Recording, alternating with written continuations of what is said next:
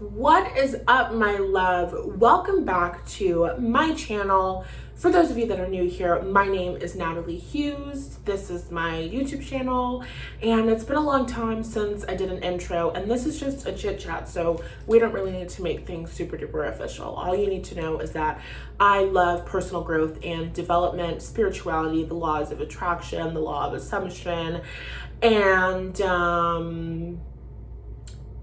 that's basically all that you need to know. So if you're into that and all of that good stuff, then keep watching or don't. I don't fucking know.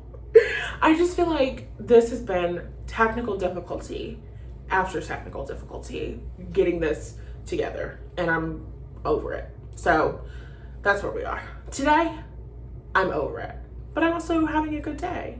And I have a rash on my chest that you can see. That is gonna go away soon, as soon as I start putting cream on it, which will happen immediately. Well, after I get done with that. In today's video, I'm gonna be waxing my face while we have a little chit chat, girl talk moment, which I'm very, very excited for. There's lots of good things that are going on lately. So let's just get started, shall we? Okay, for those of you that don't know me, or maybe you haven't watched a lot of my videos, I do not edit these, not because I can't edit them, but because I really do not want to. So we're just gonna do one take and hope that it's good. Okay, the wax is a little bit maybe too liquidy.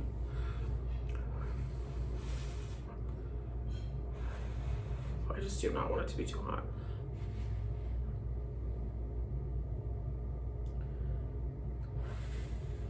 Let's see. Oh, that's not bad. Okay. This is my second time doing this, waxing myself.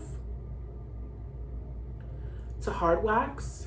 So you put it on and then it gets hard and then you take it off. And I just put it on the back of my hand, so no hair came off. But it's kind of a little bit stringy, so, you know, still getting the hang of things. So anyway, I felt it was really appropriate to come and do a little girl chat moment with you because we haven't talked in like 6 months. And I know I've been posting on like social media and stuff. Well, not so much this past month, but I've been posting a lot on social media.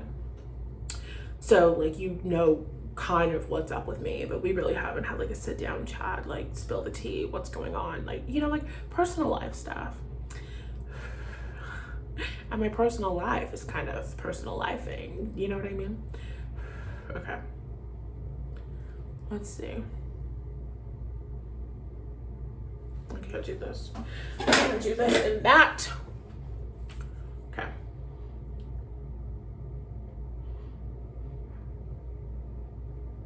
I let it get way too cold. No. Okay. Talk less, wax more. Hold on.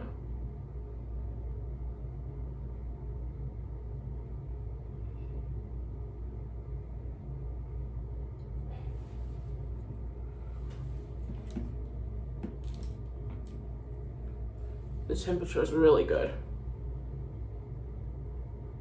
Oh, that was a little hot. Sorry.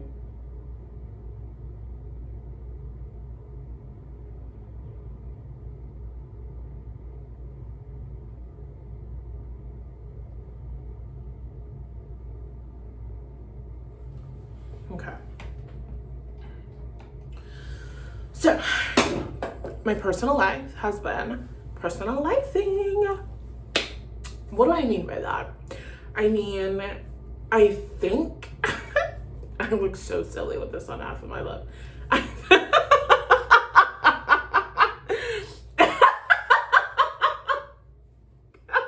I'm sorry. I can't look at myself.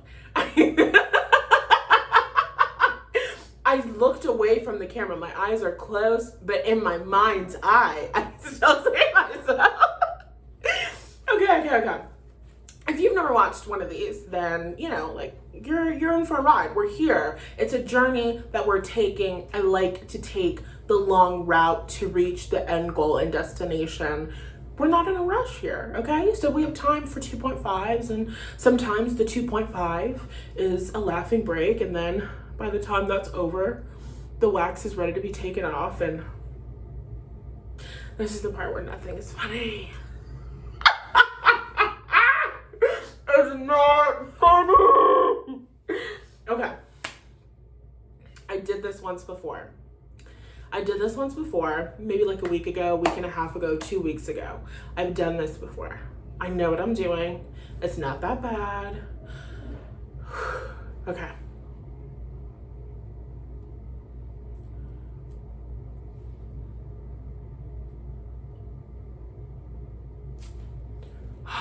My God. Please tell me you got something up. The wax that was too, I'm gonna have to do it again. The wax that was too cold, cold when I put it on, it didn't get everything. So the part where the wax was warm, got it, like here and here, but there's still some more. That's okay. That's fine. Okay, before we do the other strip, let me talk now. So, I think you look crazy with half a mustache. But what is half a mustache between us girlfriends? You know what I'm saying? Stop looking at yourself. It just looks silly to me. Okay. So, I had a realization that makes no sense to me. And like, it makes sense to me, but it doesn't make sense because it's not something that I was planning on doing. But I decided to start casually dating. And this decision comes as a consequence of my entire month of July. July was crazy. July was crazy in general, but July was really crazy in terms of my relationship with men. July was crazy for my relationship with men.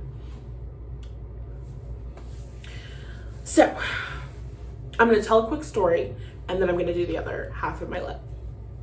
So, a couple of weeks ago, I went to a smoke shop, you know, a place where you buy marijuana. So a couple of weeks ago, I went into the smoke shop, and one of the things that I bought at the smoke shop was a little vape pen, right? Little THC pen, whatever. So I'm buying myself this pen, and the guy, I go to the store for the first time ever. The guy who is giving, you know, selling me the pen, he's being super nice. First of all, hold on, I'm too far in. Before I go there, okay. So I have to tell you what I did. I bought a bra. It's not related, it's related, but it's not related. So I bought a bra. I bought 2 bras because I needed them. Because I did a self-confidence series that I have not updated. Maybe we can kind of count this as an update. I feel great about myself and my body.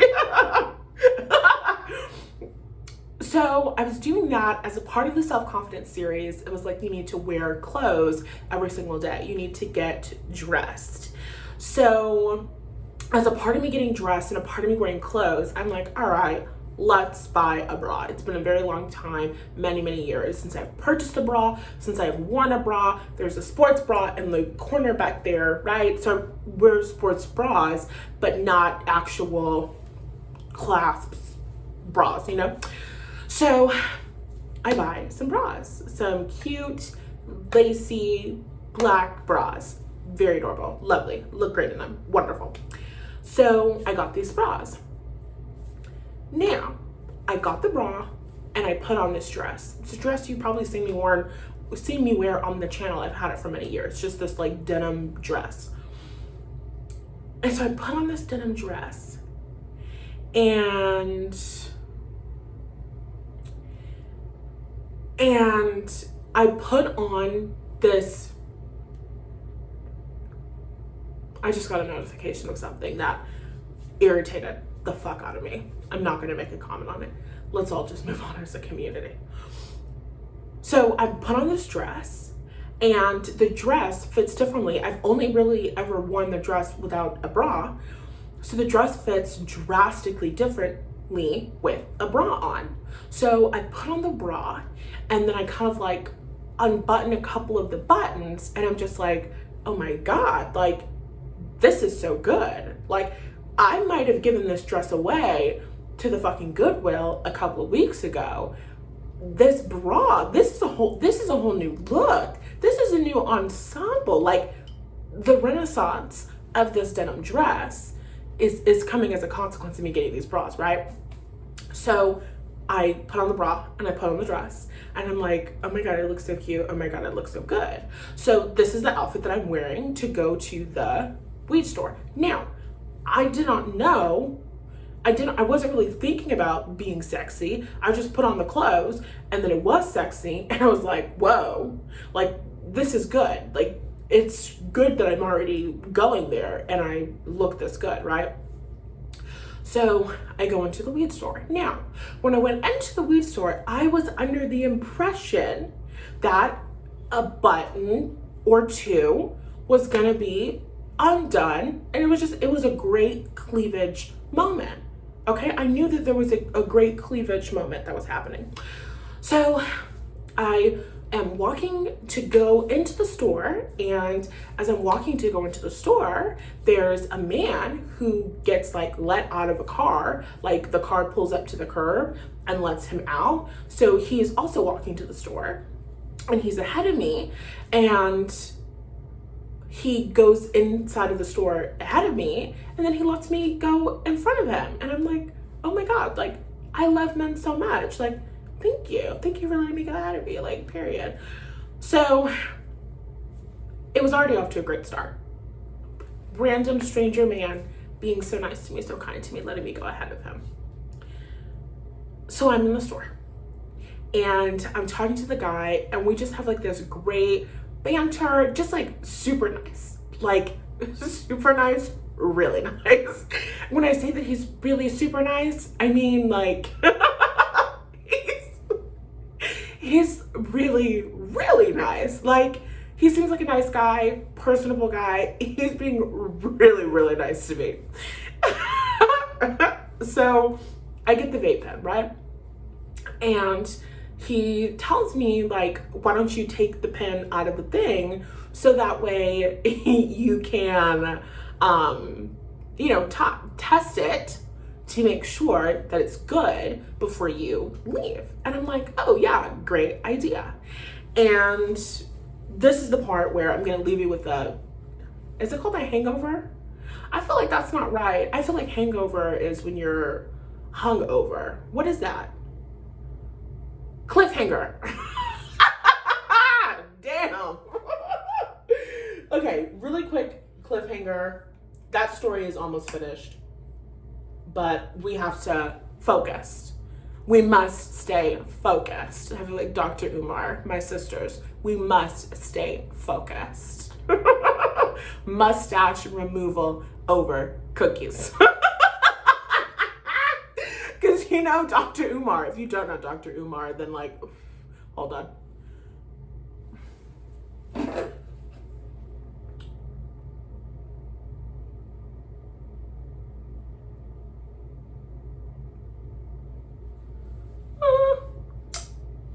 There you go.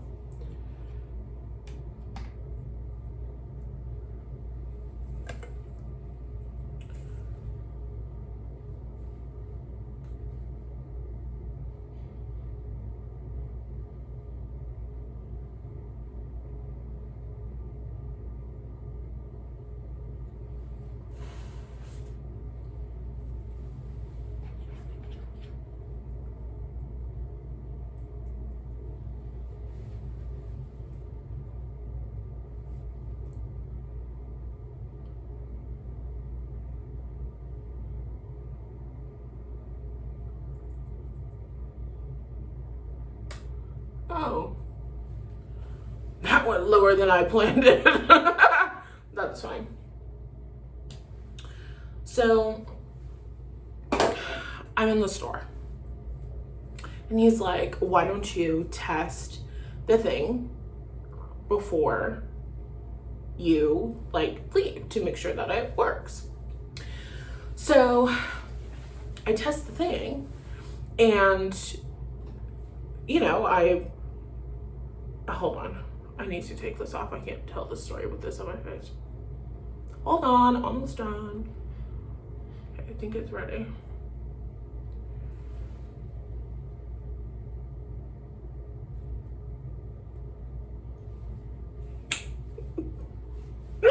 Oh. Okay. With these things, what I learned is that you gotta do it fast, and when you do it fast, it hurts the least. Okay.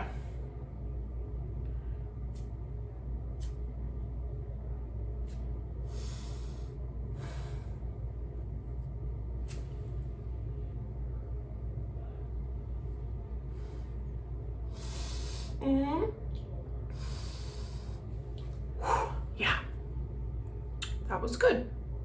That was really good. A lot better than this side, and you can tell. Whew. All right. So I tried the vape pen, and when I exhaled the pen, it was a significant amount of smoke, which I was not expecting. Different pens, different things. This was like one of those like pre-filled ones. I don't know. Sometimes the sucker is more powerful or easy to get out. I don't fucking know. The smoke came out, a lot of smoke. So I'm blowing smoke, and I'm blowing smoke into this guy's face, which is rude. And I didn't anticipate that much smoke. I didn't think about the direction that I was blowing smoke out of my mouth. So I'm blowing smoke into this guy's face. So there's like this like puff of smoke like all over this fucking guy, okay, like a goddamn cartoon. And I'm like, oh my God, like, I'm so sorry. I did not mean to blow all this smoke all over you, obviously. So then this guy, what he says to me is, he says, no, you're perfect. And I just have to relish in that because he told the truth. Because he told the truth. So the guy's like, no, you're perfect. Which, like, yeah, we all know it's a saying, but also, like, not a very random choice of words, in my opinion. So he says, you're perfect. And I kid you not. I kid you not. This man,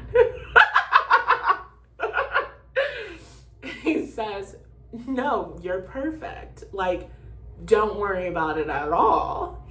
And then he like, it feels embarrassing for me to mimic what he did. He like,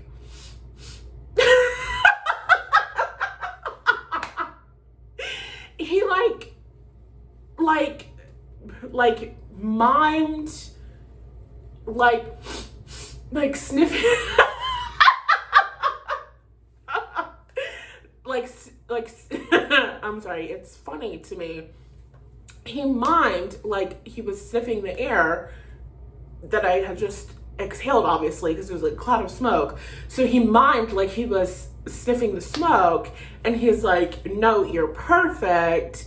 And like he did it like he was joking. And he's like, they don't let us smoke in here, so it's like perfect, you know, like I'm so grateful that you came into my shop and blew smoke in my face. Oh my God, that's like one of my favorite memories from July. July was a great month for me and men. So not only did I not pay full price for the things that I bought at the store, which, you know, it's one of those things, pretty privilege at a weed store, pretty privilege when it comes to certain things like that. It's one of those things where, like, you know, like you don't expect it,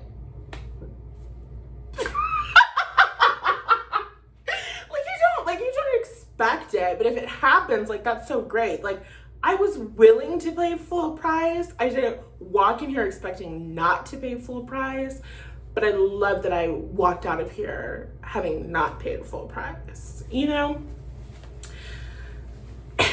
So that is that experience. Okay, and now we have to do one more on this side.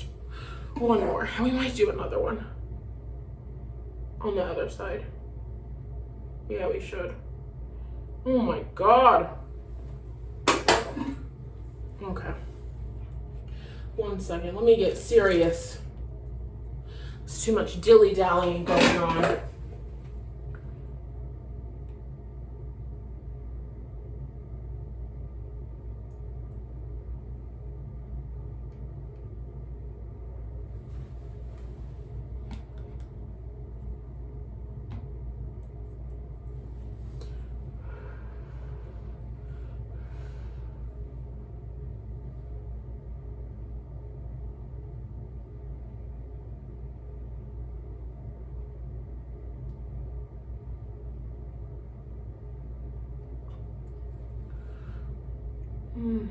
I have to go over my Cupid's bow. Don't let me forget. So, okay, so that happened at the weed store. That's it. That's it. That's the whole story. No, that's not the whole story. So I walk out of the weed store, and when I walk out of the store, I'm going to button up my dress.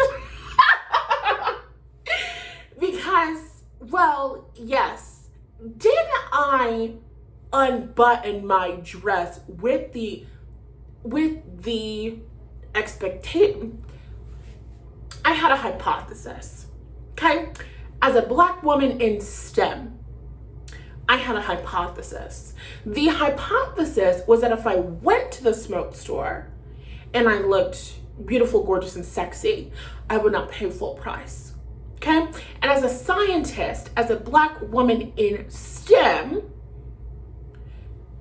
I have to test my hypothesis. And the way that I tested my hypothesis was by unbuttoning my dress and going into the weed store. And then I got a discount. And then I was leaving the weed store, and I was in the presence of people that don't need to see me with my dress unbuttoned. You know what I'm saying? So I buttoned up my dress. Well, when I'm going to button up my dress, my original intention was for a cleavage moment. I was prepared for a cleavage moment. Now, what happened, what the dress and the buttons decided to do without my consent, without my prior knowledge, was unbutton more buttons.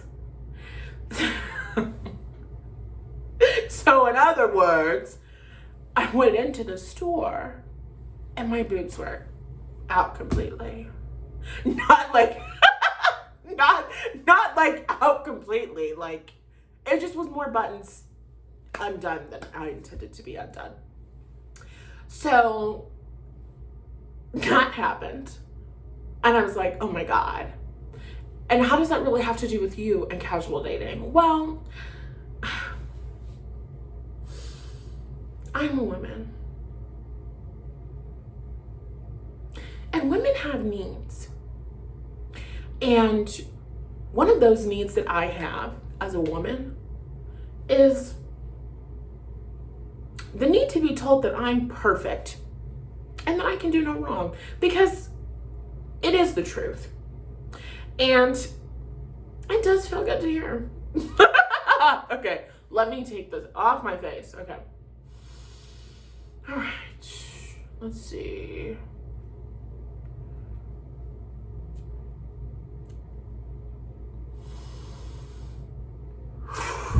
Fuck. Yeah. The first strip that I did with that was bullshit. All right, clean up strip on the other side, because I'm still learning. And then we're gonna be good to go. Clean up strip. On the other side. And the Cupid's bow. Don't forget the Cupid's bow. And then we're done with the mouth. And then we're done with the mouth.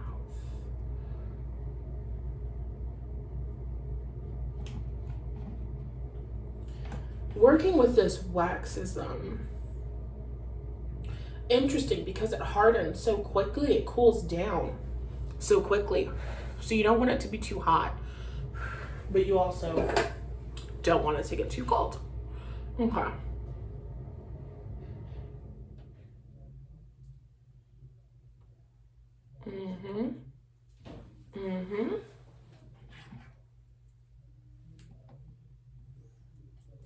Sorry if you can hear people. My mother and her husband are in the other room eating dinner.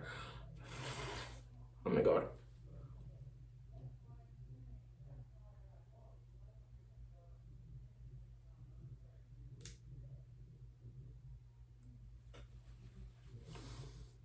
Almost done.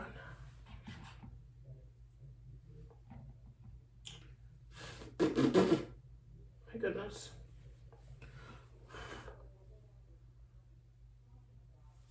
There you go.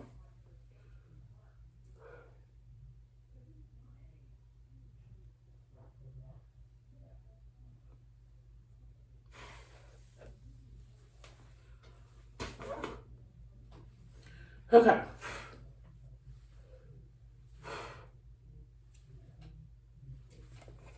So, the long story short is that I'm beautiful. Even with a mustache. Because when I went to the store, I did not have this wax kit yet.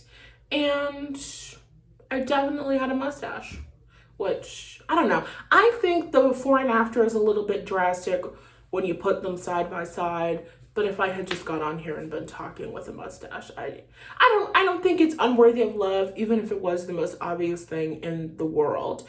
The point is, I'm very beautiful, and I, as a woman, need to have experiences where men are just making fools of themselves over me. Like, that was so silly.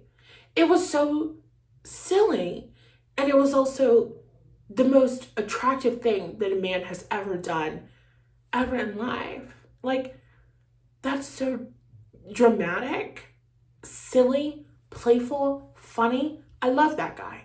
I went back to that store and got another discount. I did not wear that dress. My breasts were not out.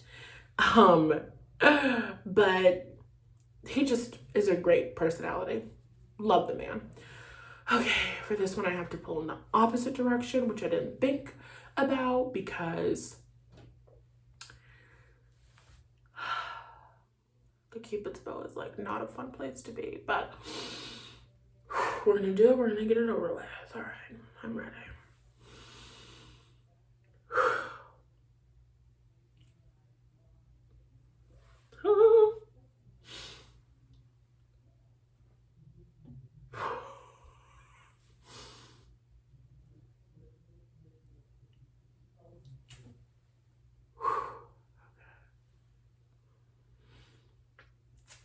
There you go. Not that bad. Not that bad. Oh my God. Yeah. Definitely needed a little cleanup strip. Not this part being left over.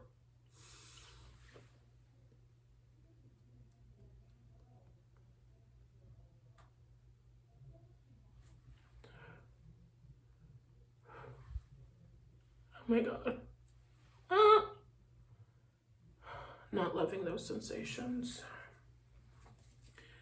Okay. Done. Done. Purr. Okay.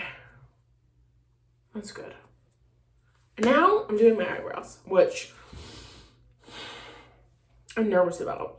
the first time I did it a couple weeks ago, or like a week and a half ago, I just cleaned them up.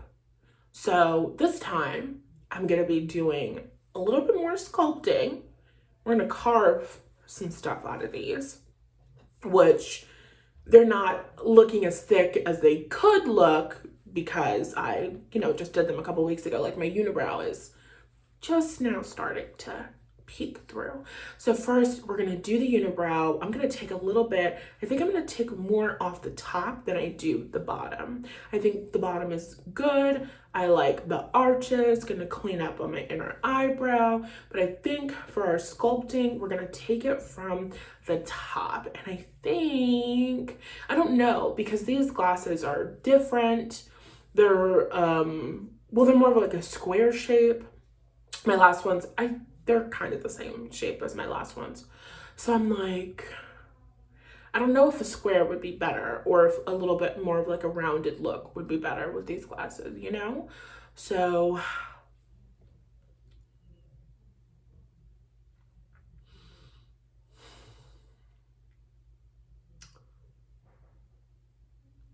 I think we're gonna go for something similar to what I already have. Just thinner. Just thinner. Okay, so anyway, let me finish telling you. So last month, we had these French guys come and stay with us. And it was two of them. One was 16, one was 18. And we just really had a blast. Like, really formed like friendships. It was really cool. It was like my inner teenager coming alive, and also kind of like having siblings, kind of like having brothers, kind of like having like people your own age around. Like, it really made me value just my position in life, and the fact that all of my siblings, like my youngest older sibling, even though I don't claim any of them, he is 9 years older than me. So there are certain experiences that I didn't have, or that I didn't have a lot of. And when the boys were here, simple shit like watching a movie, figuring out what fucking movie to watch, the most difficult thing in the world, because everything that I want to watch, even they like action, even the action movies that I want to watch, like there's a little bit of romance because I love romance. And all the movies that I want to watch, they're like, oh, that's for girls, or they're like, no, like this is romance, which is like funny, and it's like stereotypical, and like there's so many experiences that I had over the past month was just like, human beings are the same across cultures. Like, these boys act the way that boys that I know, boys that I knew acted and behaved. But it was higher, it was elevated, it was healing. So finding a way to express what I experienced last month with the boys being here, it's kind of like a little bit difficult for me, because I'm not talking about sexual desire. I'm just not. But I am talking about relationship and connection with other human beings. Hold on.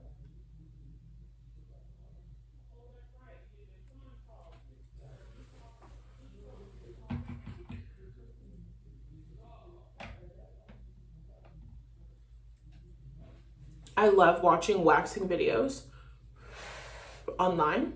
So I love that I'm making a waxing video. But I also have learned so much.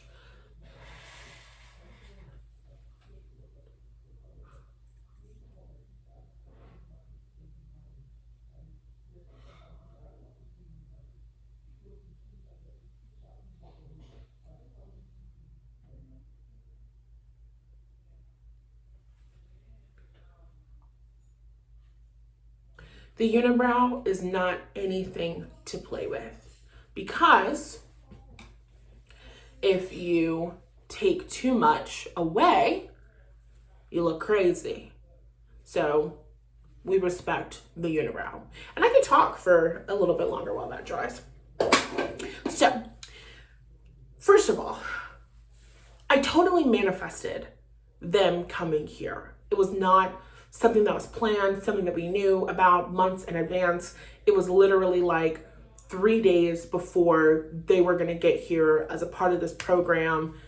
Somebody reached out to my mom and was like, can you do this? We need a place for these people to stay. And my mom was like, yeah, sure. And so we had to like get everything. I had to move my desk and my computers and all my shit out of my office. We had to bring another bed in so that they could stay in our guest room and like all of that stuff. So it was like just like something that was completely not planned, but something that was a manifestation. So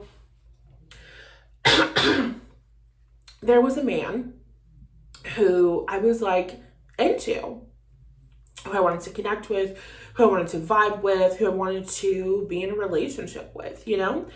And this guy and I went to high school together. We didn't know each other when we went to high school together, but we went to high school together.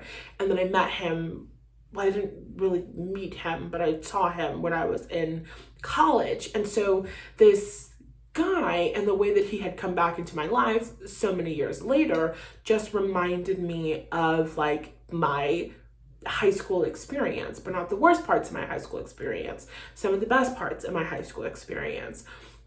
And so it was very much this like Katy Perry, like teenage dream idea. I have this idea and concept that it's gonna be, when we get together, one aspect of the relationship, not all of the relationship, but one aspect of the relationship has this kind of Katy Perry teenage dream feel to it. So when I was doing my like just scripting about life, scripting about my future relationship, I'm talking about it and I'm getting that feeling together. Like, one of my favorite things in the whole world is mini golf. Not because I'm good at golf, not because I'm good at mini golf, not because I really like mini golf, but it just has sentimental value to me. My hometown in Southern California, I had many birthday parties at a place where there was mini golf, and mini golf is just like, it's kind of my thing in a way. It's not a thing that I talk about with a lot of people,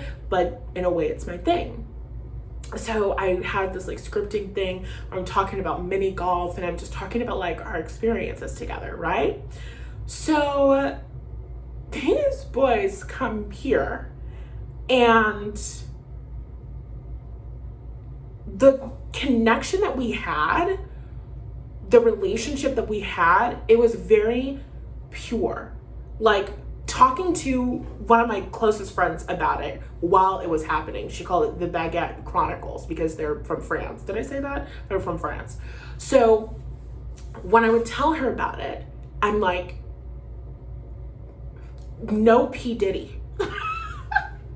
Which is not funny. Nothing that he did is funny. Nothing about women experiencing abuse is funny, of course.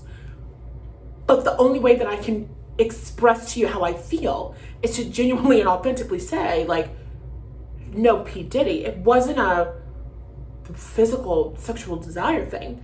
It was just purity. I don't know how to describe to you purity, other than like wholesome shit. So we didn't go mini golfing. We went ice skating, which I did not plan. It was just something that was already planned, my mom's, church, whatever. So we ended up going ice skating. And while we were ice skating, I ended up meeting these other teenage people. I don't know what it was with me last year. Why do I keep saying last year? Excuse me, I had to burp. Why do I keep saying last year? Like, this is some weird, like, time loop shit. Like, what do you know that I don't know? Last month, was just me interacting with and supporting and being healed by a lot of teenagers. Like at the skating rink, there was like at least 3 teenagers, and we also connected, and I was talking to them about colleges and the future and like all of this shit that I had just talked about in a podcast episode that I had just published at the time. So we go to the skating rink, and I love ice skating. I love roller skating. I can roller skate. I like to roller skate. I practice my roller skating. I love roller skating, and I am on the journey to becoming the woman who can do fun roller skating tricks. For now, I can get from point A to point B, and I'm probably not gonna fall. And if I almost stumble a little bit, I can save myself from falling, which is, you know, a skill that I have developed. So I'm very proud of it. So we like went ice skating, and we just had a fucking time. Like it was just like me and my 2 little French besties for a fucking month, just hanging out, going swimming, watching movies, playing Mancala, playing Call of fucking Duty, which I hate being a girl. Like I don't hate being a girl, and there are girls who are gamers. So like, you know, I don't actually mean like girls can't be gamers or whatever, but they play fucking Call of Duty, and they play Call of Duty online, and they play Call of Duty on computer or on PS, what the fuck ever number it is. Like, they play this game, and I don't play this game, so I'm not as good as they are at this game.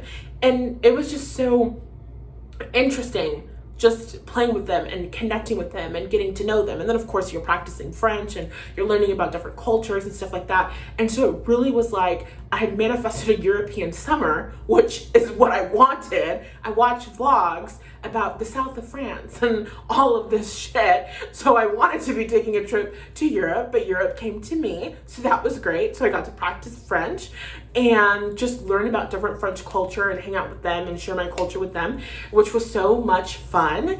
And then I also got this kind of like I can't say teenage dream, because I think in teenage dream it's a little bit more like sexual, but like that's not the sex part, but like my inner teenager coming out. Like there were so many times, especially from the very beginning, I was like, oh my God, like I feel like I'm 16 years old again. And I'm like, oh my God, this is so fun.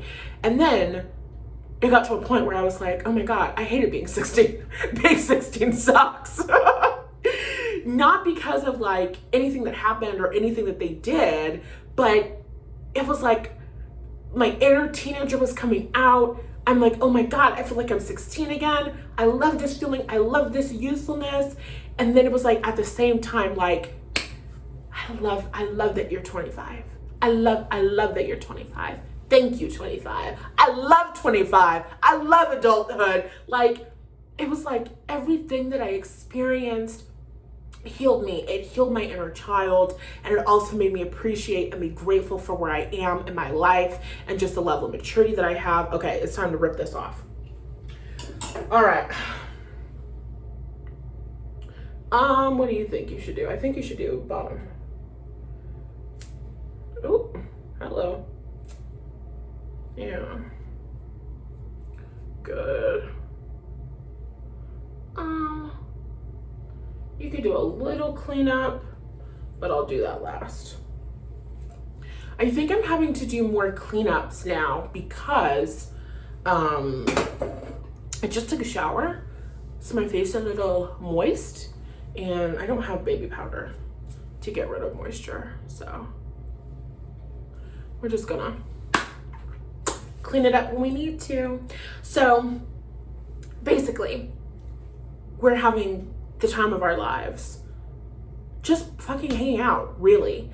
And when I wasn't hanging out with them, I was sleeping. When I wasn't hanging out with them, I was resting. When I wasn't hanging out with them, I was playing the fucking Sims. I took a vacation last month, which I did not plan at all, did not know that that was going to happen. I had an experience where I could not touch my work.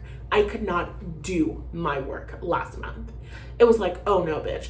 Only thing you can do is go to sleep, hang out with these kids, and play The Sims. Pick what you want to do today. And that's literally what I did.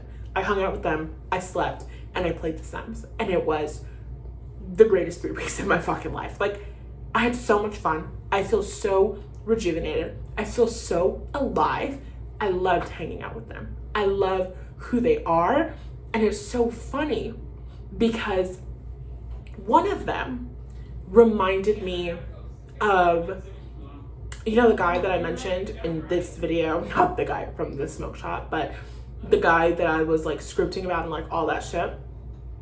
One of them reminded me of that guy. And so of course we get into astrology because I am who I am and I have to know their signs. I have to understand who you are, why you are the way that you are. Give me your astrology so that I can know. So one of them is a Sagittarius and the other of them is a Cancer. And they embodied their sun signs like nobody's fucking business. So at some point, which is so funny because, okay, we get into the astrology thing, right? And I'm just like, when's your birthday? Like, oh, you're this, right? So of course, oh, I don't believe in astrology. They weren't offensive about it at all. One of them, the Cancer, he's like, I don't believe in it. I think it's a coincidence. He's like, but it's okay that you believe in it, which is a manifestation because every single time I talk about men and I talk about being respected by men, I talk about hearing women who are like, my husband thinks the law of attraction is complete and utter bullshit. He laughs in my face. He spits in me when spits.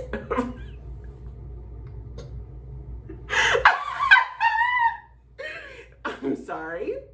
He spits on me when I talk about the I'm sorry. We needed a pause after that came out of my mouth. It's like so many posts out there online about women talking shit, well, not talking shit, but just having shitty experiences with men that don't support them because they don't share, men that don't support those women, men that don't support their wives because the men don't share the same views as their wives, you know?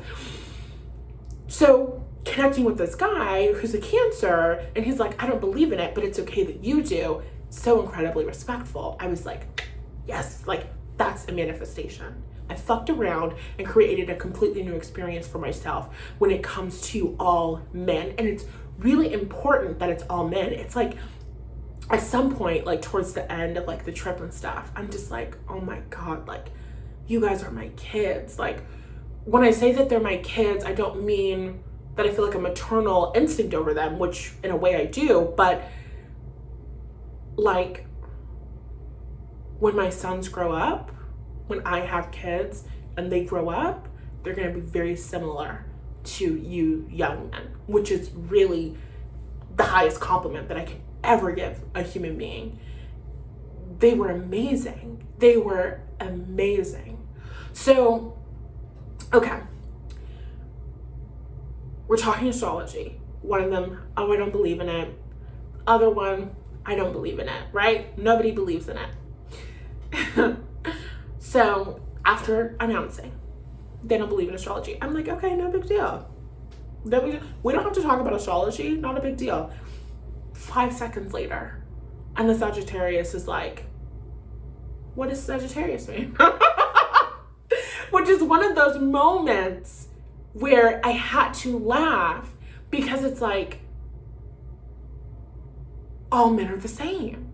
But I don't mean it in a negative way. I don't mean it in a negative, all men ain't shit kind of way. I just mean like, this is a universal experience of men being like, I don't believe, I don't think it's real, but also tell me about my sign. I don't believe, I don't think it's real, but also, if I were to believe, if you had to convince me, tell me. So we start getting into astrology, and at some point we pull up natal charts, birth charts. Well, only the natal chart of the Sagittarius. So when we pull up the Sagittarius birth chart, he has his moon and his Venus are the same as the guy that I was telling you about, that I was scripting about. And the Sagittarius reminded me of this guy. Again, not in a P. Diddy kind of way, but in an energetic kind of way. So it was crazy to me. I literally felt like, which is so weird, but I felt like, it felt like, and they're not the same race or from the same country or anything, but it just felt like from this guy's energy that it was like a younger version of him had manifested and moved into my house for 3 weeks. And we just had fun together. Like, we just fucking bonded and built a friendship and hung out with each other, right? So that was so much fun. And then the other guy, who's a Cancer, we all bonded, like the three of us. The other guy, who's a Cancer, he is like,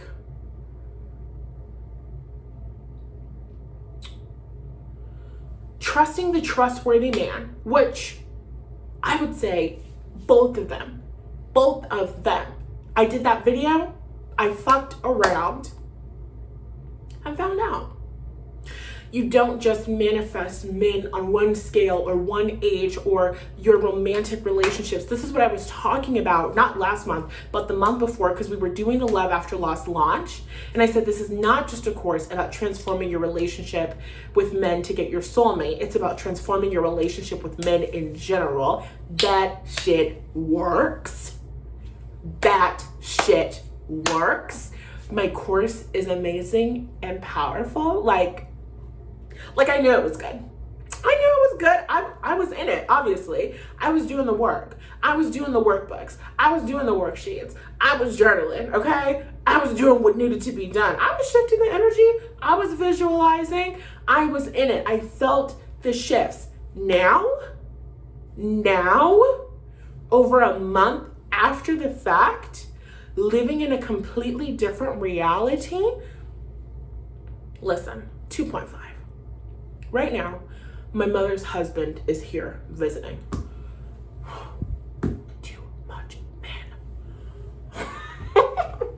It's not a negative thing. It's not a bad thing. But I had 3 weeks of 2 people in my space. They took my bathroom, not like imperialism. Like, not like they stole it from me. But, you know, I handed it over. So I didn't have my bathroom for 3 weeks.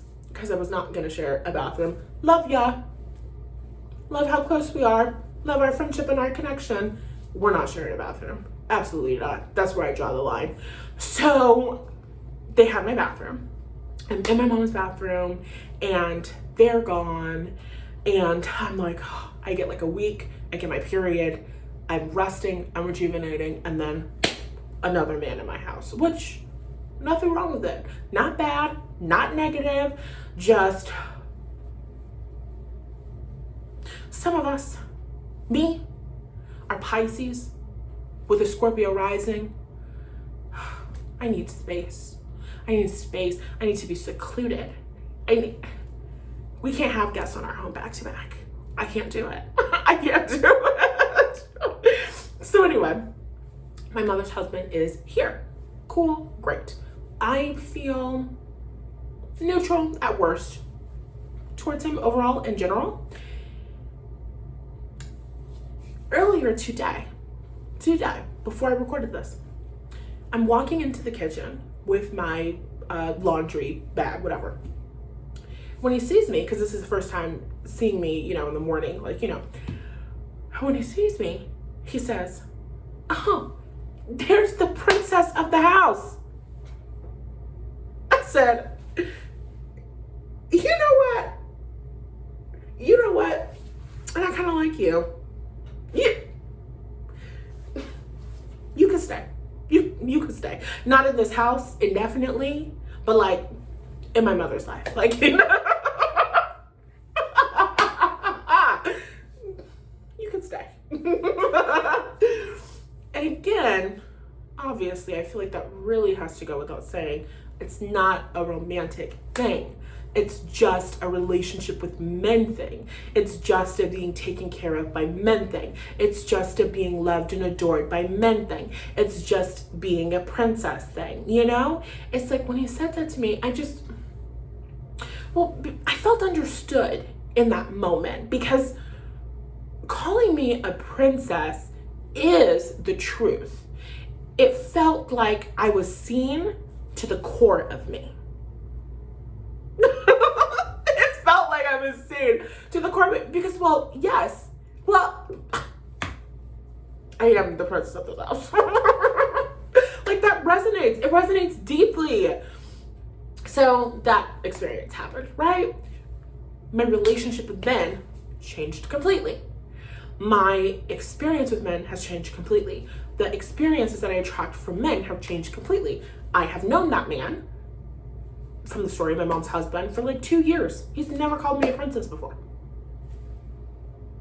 The only thing that's changed is me. The only thing that's changed is my energy. The only thing that's changed is my openness when it comes to men, right? My heart is a playground. It's open. It's free. There's a welcome sign in my energy that tells men, hey, interact with me, connect with me. I'm fun, I'm cool, I'm hip, I'm jive. I'm a cool girl, you know? So that's been great. And I attract the best behavior from men, which, amazing. So months ago, when we were doing the Love After Launch, when we were doing the Love After Loss launch, I got sweating a little bit. I got sweating a little bit. Okay, I need to do a strip first. I need to stop talking. I need to do a strip. Okay. I kind of want to do my chin, which I do have chin hairs. Like 3 of them that I got when I turned like 24 and a half. So there's that. There's that. Things I wasn't anticipating experiencing as I aged. More hair all over my body. I'm hairy as fuck. I'm hairy as fuck. Which is not exactly really true, but just like, okay. Okay. I don't even understand. There are some times when you experience things, and it makes you realize that there are women in the world who are stronger than you. Because finding hair on your chin, that's a skill. It's a skill that I don't have yet. Okay.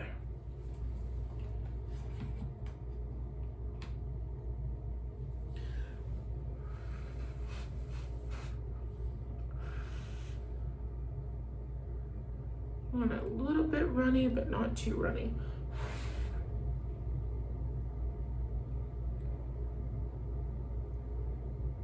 How can you see that?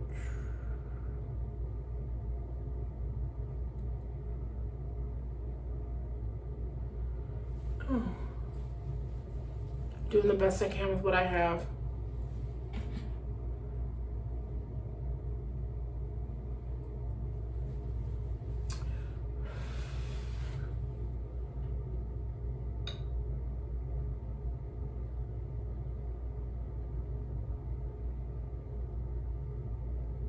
Alright. Fuck it. That takes it or it doesn't. I'm done. I will be the bearded lady with the 1 chin hair or 2 or 3.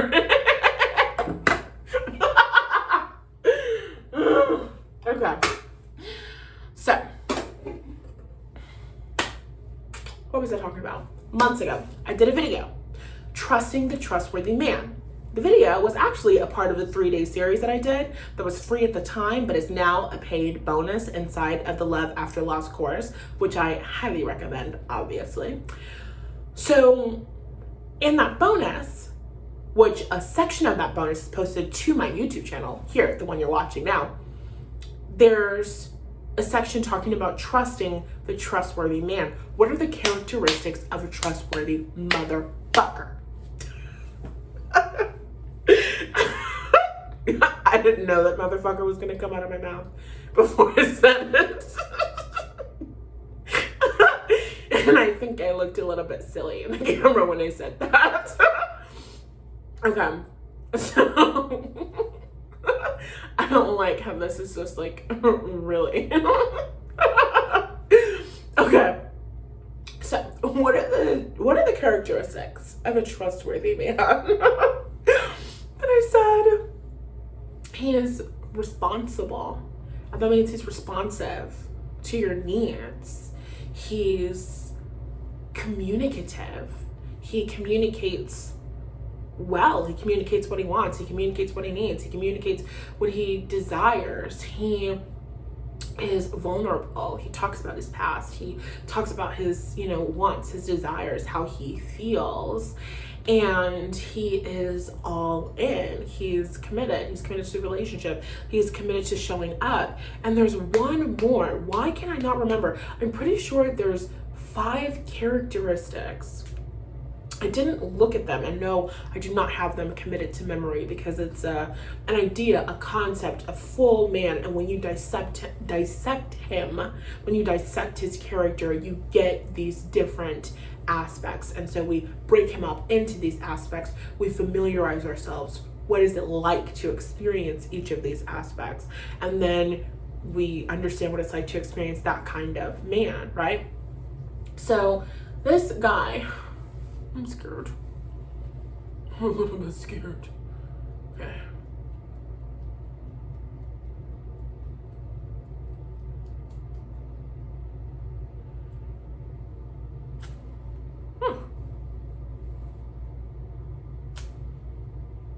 Not too bad. And that's gone. Thank you. I appreciate your help.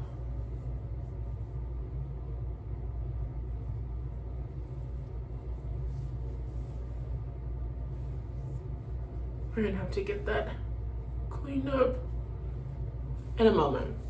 Okay, anyway.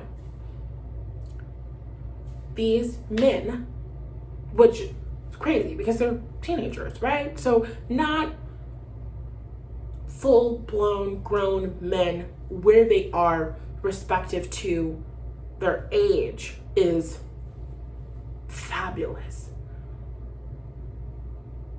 They exhibit these characteristics and traits in like such a crazy way, which, I mean, such a crazy way is kind of a little bit dramatic to put it, because it's like when you think about it, when you say it, it's normal. But when you think about it within the context of which we live, it's pretty fucking crazy. So I'm gonna give you an example. I had a friend in high school who was one of my best friends, and he was a boy. And my grandfather, who loved all of my heart and soul, favorite man on planet Earth, he is dead. So like favorite man of all time, right? So my grandfather passed away when I was in high school, right before I graduated. His funeral was like the day after I graduated high school.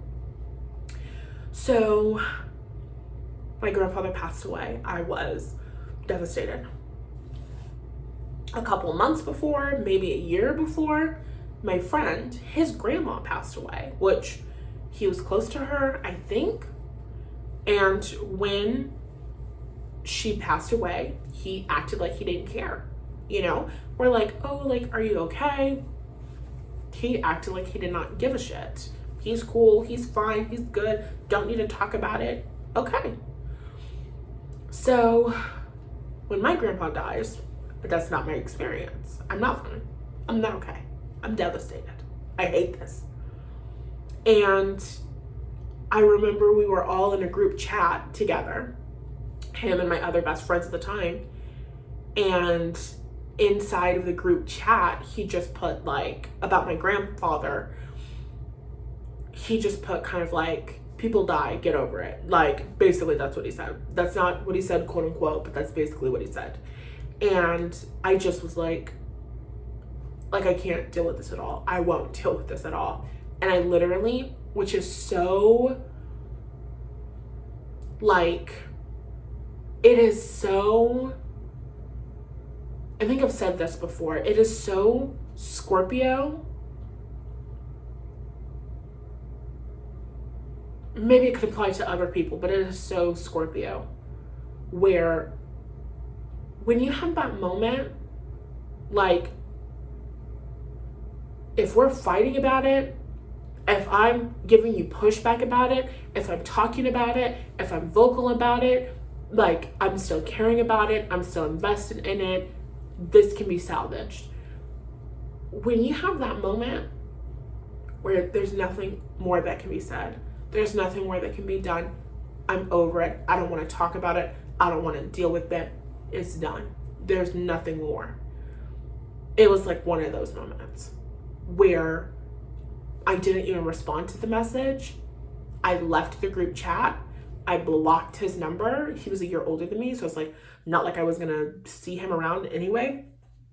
And I just literally never spoke to him again. And then I did see him years later, but that's not a relevant part to the story. I had experiences like that in high school, and that's not the worst experience that I've had. If you're inside of my course, or you were inside of the free training that I did for Love After Loss, the 3-day, I forgot what the fuck I called it, but it was a live 3-day event that I did. If you were a part of that, then you heard some of the stories of how I was treated in high school, just by like boys, by guys. So given my experience with guys, given my experience with teenage boys, having this experience, this complete opposite experience, it was like, whoa, like craziness. So an example from them is like, one day we're talking about family. I don't remember what we're talking about. But basically, we're all just talking. And let me start carving out these brows. I don't know what I'm doing to you.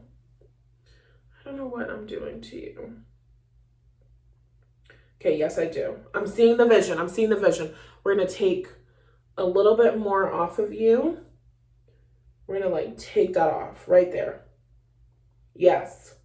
Yes. I see it. I'm scared to do it. Fuck it. It will grow back. It will grow. You just heard me say, I'm hairy as fuck. In 2 weeks, we don't like this. We don't like this. If I don't like this, you just won't see my, fuck. If I don't like this, you just won't see my face for 2 weeks, and then we'll try it again. So, no big deal. Zero pressure. Okay.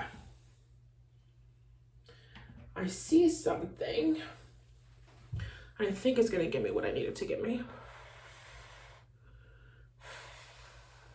My skin is looking pretty good. My pores could use a little TLC. I definitely need to do a face mask, but I don't want to do an exfoliating face mask after I just waxed, because waxing is exfoliation. So I don't know what I'm doing to you, but I'm doing something. Okay, come on.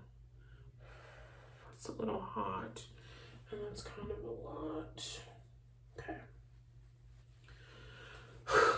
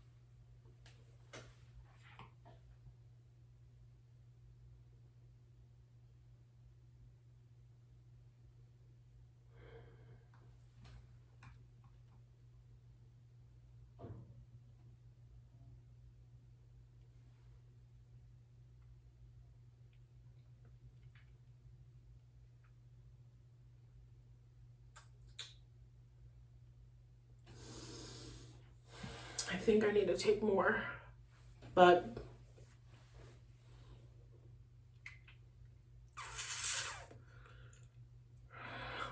fuck it. Let's just leave it like that. So anyway, we're talking about just like our families and stuff, you know, how many siblings do you have and all that shit. So we're talking about our families and stuff, and obviously my family comes up, and we're just talking about like how close we are to our siblings, and I'm just like, obviously I don't speak to any of my siblings. And you know, there was just a moment where one of them, the Sagittarius, asked me and was like, oh, like the only person in your family that you're close to is your mom, or the only person in your family that you have a connection to, that you're in contact with, is your mom. And I'm like, yeah, that's just about right. So they had prior knowledge of my relationship with my brother, who abused me when I was a kid. So my brother, the boys like hip hop, which was so funny. Driving around with them in the car. What do you want to listen to? I want to listen to 21 Savage. Which is funny because you get into my car, you've got three options: Beyonce, Jay-Z, Beyonce and Jay-Z. So requests for 21 Savage and Kanye West. I'm like, Kanye West from the early 2000s? We could do Kanye West from the early 2000s. So that was fun, right? They like hip hop music, they like rap music, which is like cool, whatever. So my brother, who abused me, works in the music industry. An abusive man working in entertainment? I've never heard of that. Anyway, so my brother, who abused me, works in the music industry. And he also speaks French. And so my mom was like, I'm gonna organize a call and he's gonna talk to them about the music industry, and you know, which I didn't love because, you know, I didn't see Rihanna rehearsing the Super Bowl performance last year. You know what I'm saying? Kind of hard to compete with that for popularity.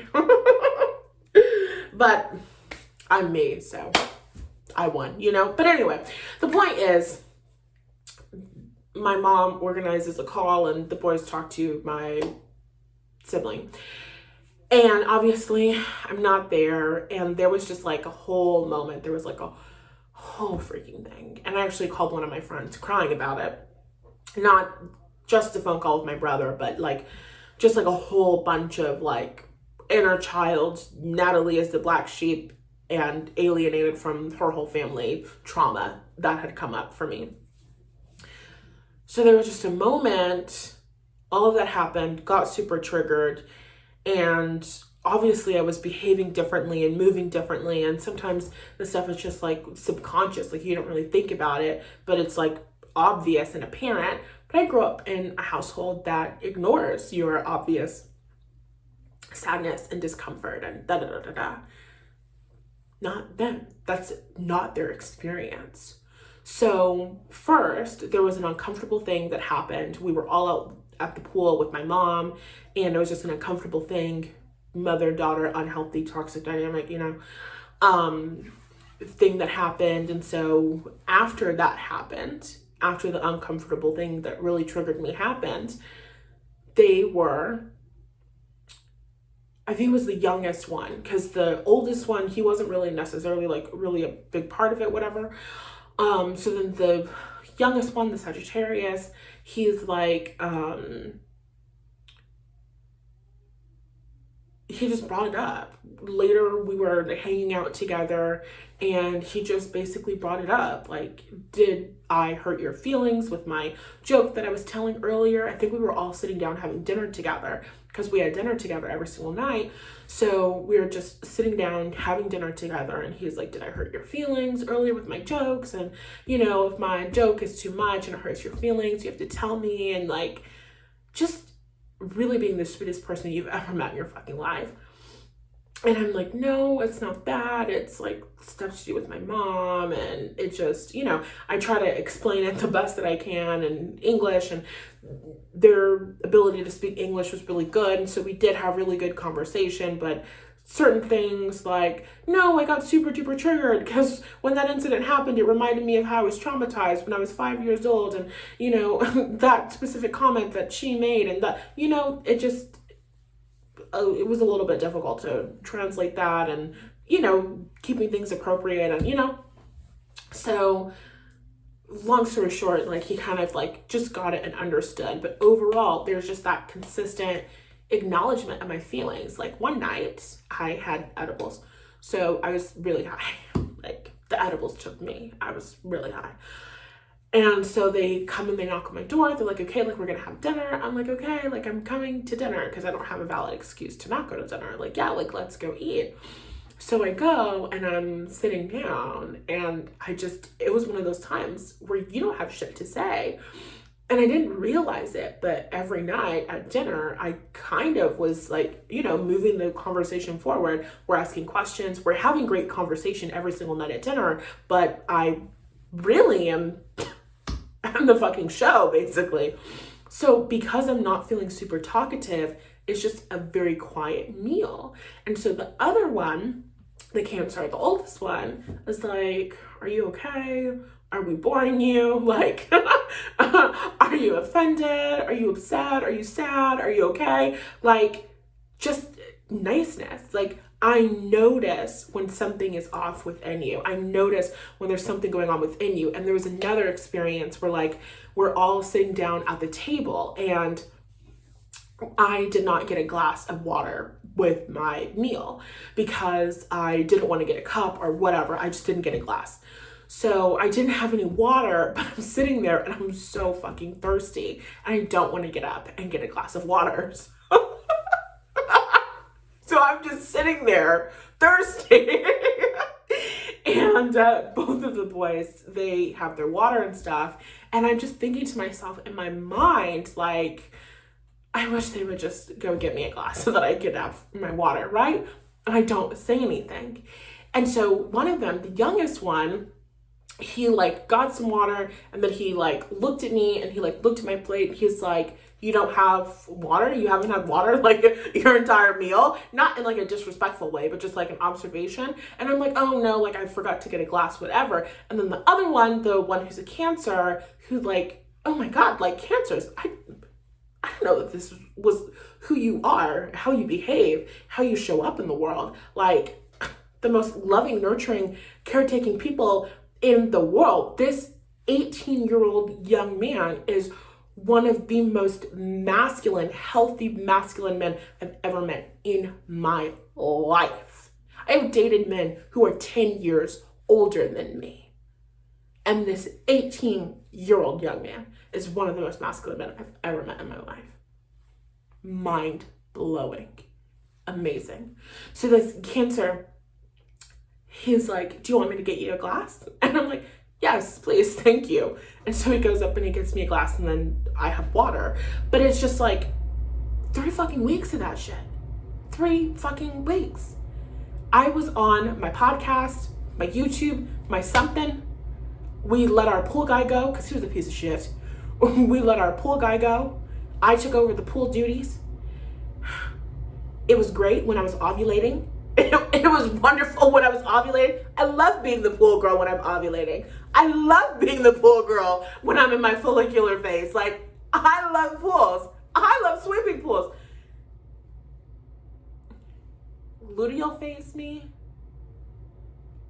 menstrual cycle me,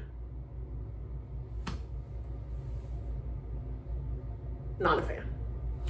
So I was having an experience months ago, weeks ago, whenever, where I'm like, I hate this. Pool stuff is for men. I'm out here in the heat. This is the worst. This is a man's job. I can't do this. Like, feminism lost me. No, this is not for me. So I have 3 fucking weeks of these boys brushing the pool and putting in the chemicals and like all that shit. Like, live in pool, guys. Thank you, Jesus. Because it is a man's job. So like, that was a great experience. And I remember they were brushing the pool, and you know, I'm out there. If I'm doing the pool by myself, I'm gonna brush the entire pool while I'm out there. So they're like brushing the walls of the pool, and then they get tired, and so they switch it to the next one. And so one had brushed some of the walls and then switched it to the other one had brushed some of the walls, and then he got tired, so he's handing it to the other one.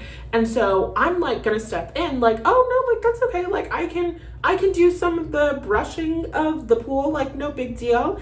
And he's like, no. And he's like, no, like he can do it, which is so funny because they've never met each other before this, you know, like we're all meeting for the first time. So the cancer, he's like, no, like he can do this. Let him brush the pool. And I'm like, you're so right. No, because you're so right. Because I should have never touched that. I should have never known what the function of that was. You're correct. Like, you're correct. So it was just a month of goodness. I don't know what happens if you leave this on long. I don't know. Okay. Let's find out.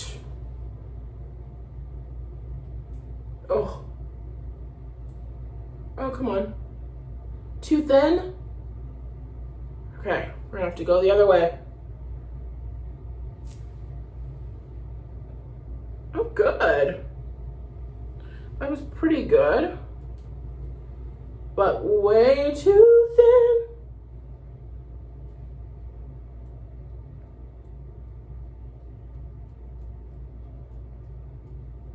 Okay, we're gonna have to go over that again.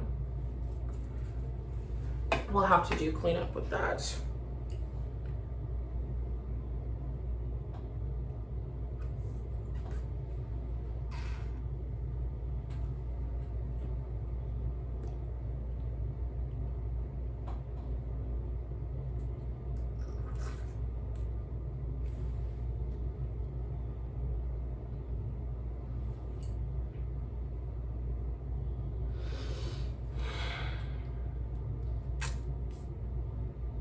I don't know how I feel. I'm gonna hold off on forming an opinion because I don't know yet. I don't yet know how I feel. I'm gonna do this top, and then I'll do the bottoms, and then I'll do cleanups. This is almost 2 hours long, and I still have not talked to you guys about me casually dating. But this is all important backstory. This is like girl chat.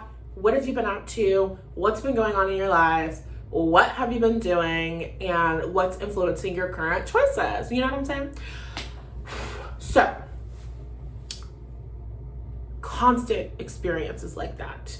We had so they had the call with my brother. I didn't finish that story all the way. They had the call with my brother. Obviously, I was not there. Then like the next day, they want to go to the mall, look at some stuff. Cool. So we all go to the mall together, and we're walking through the mall, and my worst nightmare happened. Because, you know, I hate the nigga, but he has a cool job. Like, by the nigga, I mean my brother. Hate his ass. Dead to me. But cool fucking job. Like, you know? So, I knew that at some point, they're going to be like, oh, your brother said this. Oh, I heard about this from your brother. Like, you know what I mean? Like, that's just, I knew it was coming. So we're in the mall, and we're walking around, and he says something like, your brother speaks really good French. And obviously my French is not really good. I took French in high school, pretty good, très bon, you know what I'm saying? Like, enough. I speak enough.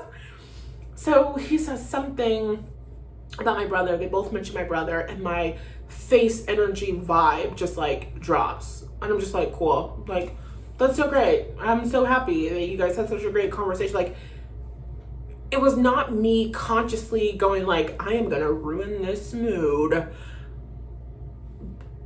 I don't talk about him. I don't talk about him. I don't talk to him. I don't hear stories about him. I don't engage. So you're talking about how awesome and amazing and wonderful he is, and all I got for you is, that's cool. Cool. I'm glad you had a good conversation. I'm glad you guys had good connection. Cool. That's all I got. And so, you know, like, the conversation ends because I'm not asking any further questions. Nothing. And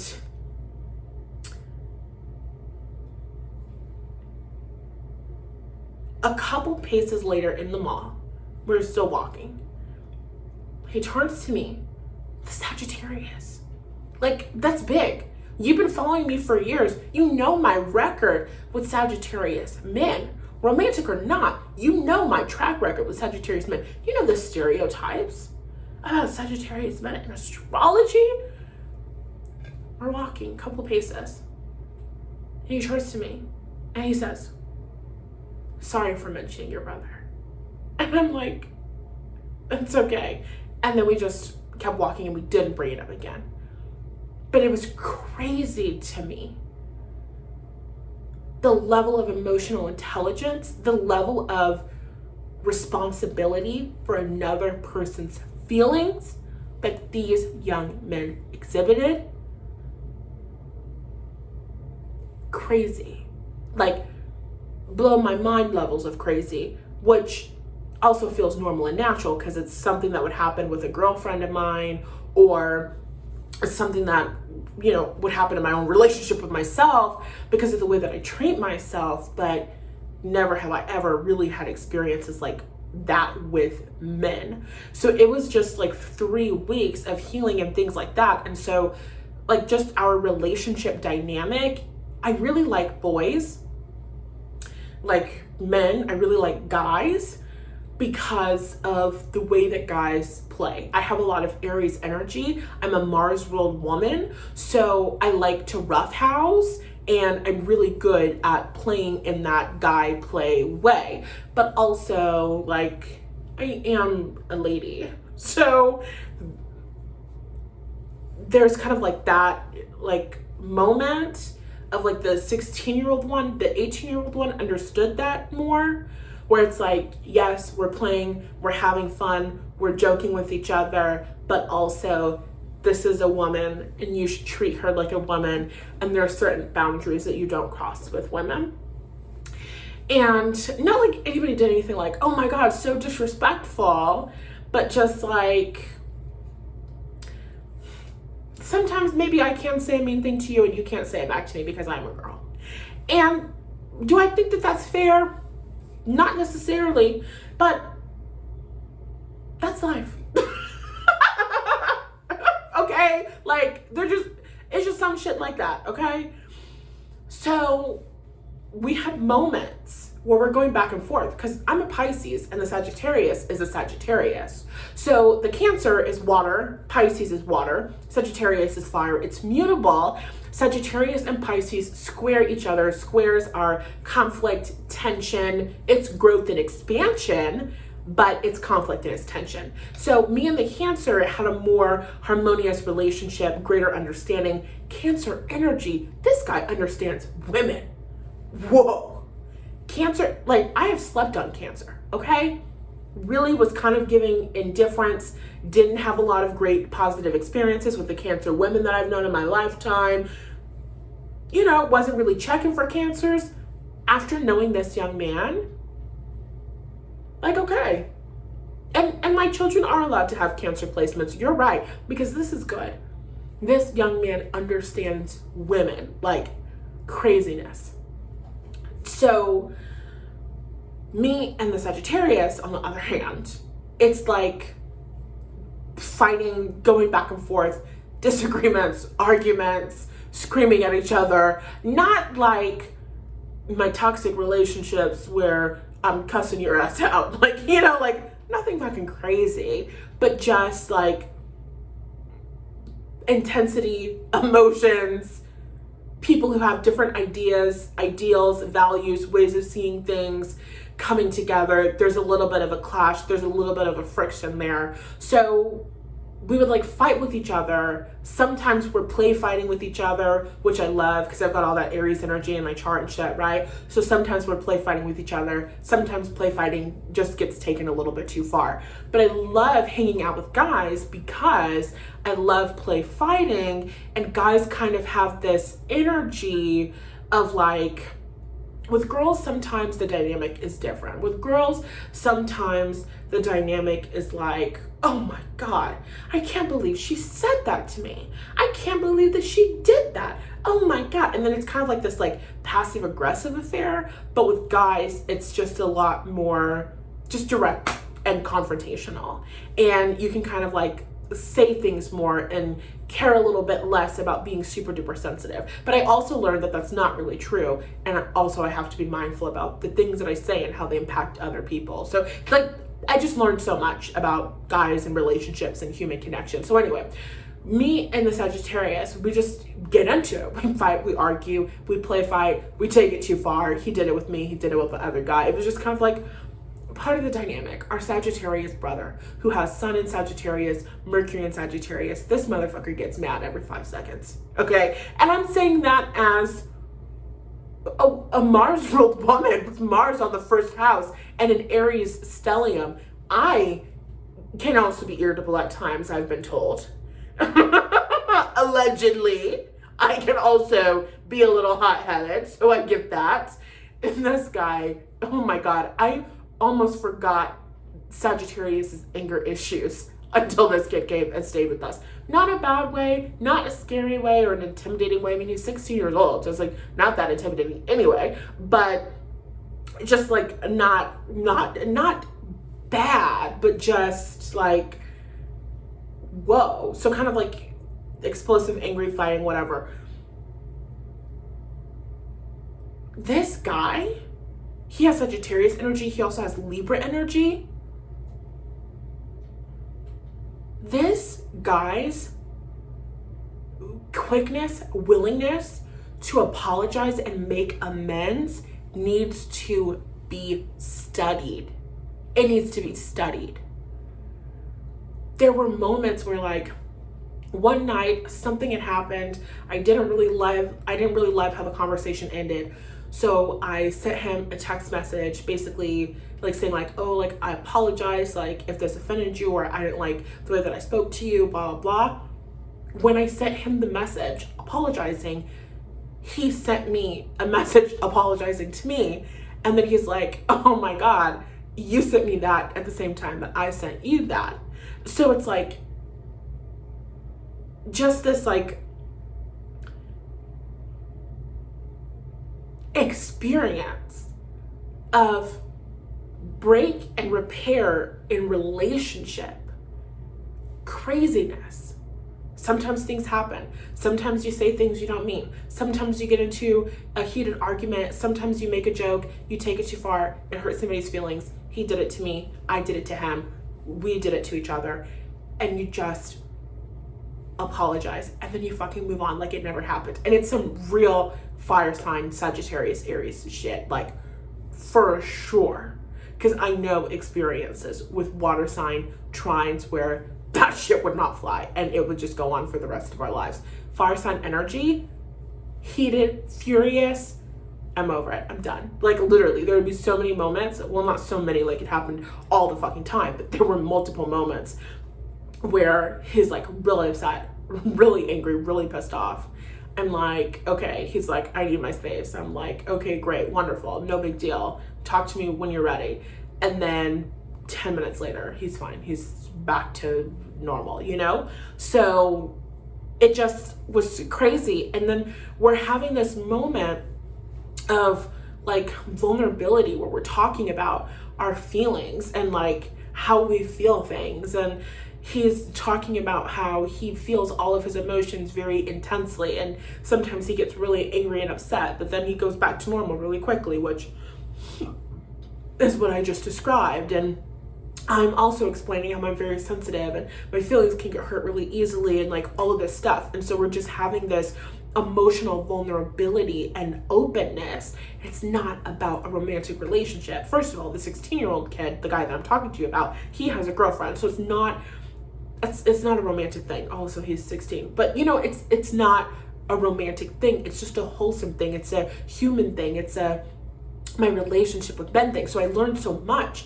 about men in general. I learned so much about my relationship with men. I learned about just creating healthy relationships with human beings in general. I learned about love and connection. Like, we just fucking lived together for 3 weeks straight.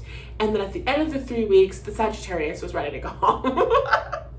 Not like he never wants to see me again, but he was totally ready to go home. The Cancer is like, I wish that I could stay here longer. He really, really had a great time here, which is so crazy because we really just hung out in the house. But, you know, he's a Cancer, so, you know. So we're like getting ready to leave and all this stuff, and hold on. It's time for me to do the next eyebrow. It's time for me to do the next eyebrow. I hope you guys are enjoying this story. Like, I just am afraid because I kind of like I really arched that bitch, and that was not my intention, you know? Okay.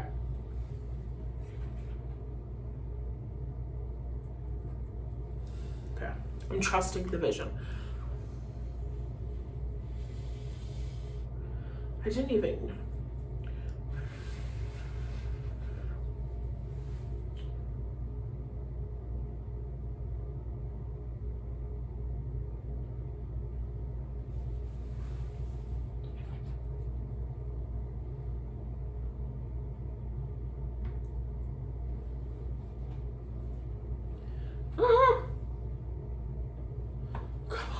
Please stop being so stringy.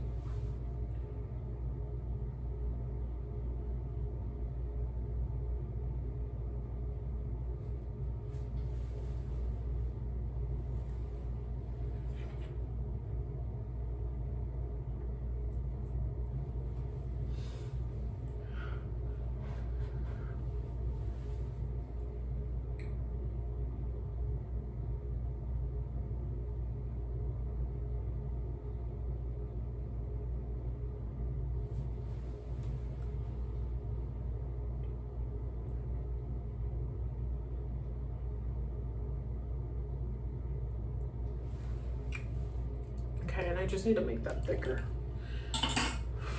Please.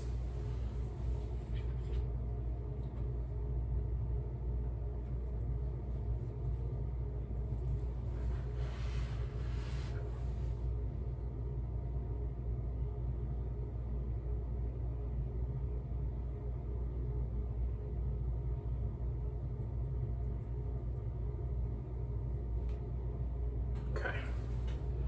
I'm gonna put that cleanup strip down for the unibrow.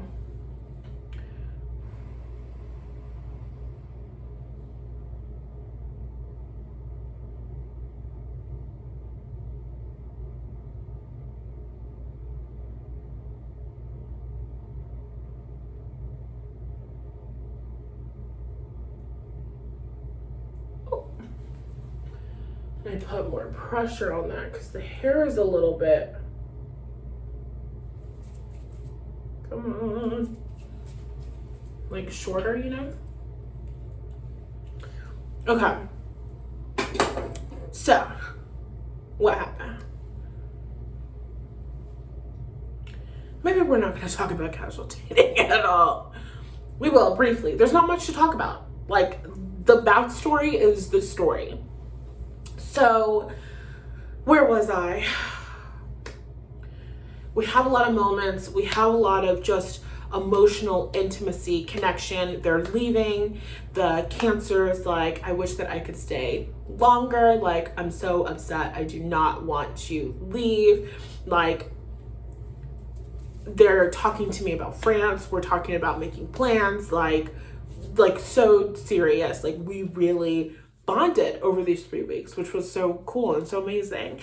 And at one point we're talking, and because one of them is from Paris and the other one of them is from Lyon, which is a different part of France. I think they said it's like 5 hours away by train. So they're from different parts of France. And I'm telling them, like, okay, like, you guys have come and you've stayed at my house. Like, I'm coming to visit you. They're like, yes. I'm like, I'm coming to stay with you and your families. They're like, yes. And I'm going to take them up on that offer because, yes, I am going to come and stay with you at your home in Paris, because why the fuck wouldn't I do that? And so we're having a conversation about pools or something. And I asked them, like, oh, do you have a pool at your house? And the Sagittarius is like, yes, I have a pool at my house. And the Cancer is like, I don't have a pool at my house in Paris, but I do have a pool at my house in the south of France. I have a pool at my vacation home in the south of France. And I go, you have a pool at your vacation home in the south of France. And I go, and when I come visit you, you're going to take me there. And he's like, yes, I will take you there. So, period. There's nothing more to say. There's nothing more to discuss. I have to go to France now. So I'm leaving, and the Cancer is just basically like, can I come back here next year? Next summer? Can I come back here? And I'm like, yeah, sure. Why not? Like, obviously, of course you can. So as they're leaving, he's already making plans to come back here, which is crazy because, I mean, like, yeah, we had fun. Like, yeah, we did cool stuff, but really we just hung out around Bakersfield. They left Bakersfield to go to like Universal Studios and stuff, but I did not leave Bakersfield with them at all. So a lot of our time together was just going to fucking Costco and hanging out. So he was like, yes, I want to come back next year. And that was really special to me because the energy of being all in, the energy of connecting with a guy in general who is communicative about what he wants and desires and is super duper fucking clear. What I want and desire is to come back and hang out with you next year. So next year, I'm coming back here. Like, period, point blank. So explicit. So fucking serious. I'm coming back here to hang out with you next year. And then the other one, the Sagittarius, he's like asking me about my plans, my travels. When are you going on vacation? When are you going on holiday? What's happening? When are you coming to France? When are you coming to see us? Because we talk about our goals for travel. And for me, Italy is like my number one. Italy and Spain are my number ones. France wasn't really super high on the list until they came. And now I'm like, oh my God, France. Of course I wanted to visit the south of France, but it wasn't super high priority. And so now I'm like, God, I really have to go to France and I really have to go to Paris. And it's just a different experience. It's just a different like dating culture there. Like the 18-year-old one was talking about romance. Not romance because he wants a relationship. He says he's too young to have a girlfriend and he just wants casual dating is what we'll call it. So I'm talking about my friends, you know, just like my friends that I'm talking to on the phone, whatever.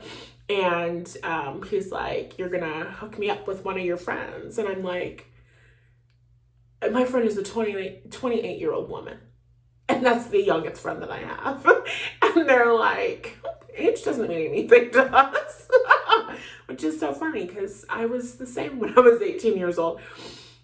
And so we're like talking about like dating and relationships and like all that stuff. And I'm just like, why don't you get on Tinder around here? Like, I'm sure you can find some girls your age and blah, blah, blah. And he is like, I don't have any pictures for my profile. I'm like, you can go put on some clothes and take some pictures for your profile right now. Like, what are you saying? And he's like, no, I don't have a button-up top. I'm like, button-up shirt? And apparently in France, on the dating apps, the girls go crazy for a white button-up. You don't have a white button-up on a dating app in France, you don't have no hoes. In France, the culture is business casual, bitch. And so we like ended up like having a talk about that, a discussion about that. I'm like, it's not like that in America at all. It's a lot more casual. Like, of course you can put like, you know, like if you're at work or some shit like that, but it's not like when you go to the club, you're going in a button down shirt, which is like crazy. So there were a lot of like cultural differences, but regardless, it was so amazing and wonderful connecting with men who were just aware of what they wanted and aware of what they desired and just really communicative about that and communicative about the fact that they want to have a relationship with you, that they want to have a relationship with you that is good and solid and not a relationship that is sexual in nature or even romantic in nature, but just a relationship, a healthy relationship, a relationship where there's harmony, a relationship where there's balance, a relationship where there's fairness. And it just was amazing and wonderful. Like, there was just so many good parts to it. I would be here all day if I told you all of the million different stories and kind of little adventures that we went on. So it was so good. And okay, I'm trying to think of what else do I want to tell you about it? What is the most important part? Oh yeah, so even the Sagittarius is like, okay, so you're traveling to Italy. When are you traveling to Italy? You're traveling to Italy and Spain, and then you're coming to see us in France. Like, when are you coming to visit us, basically? And it just,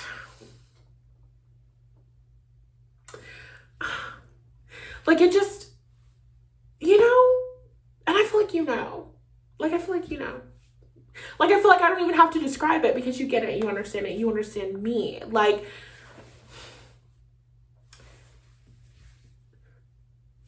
you're from Paris, France. Paris, France. You're from Paris, France.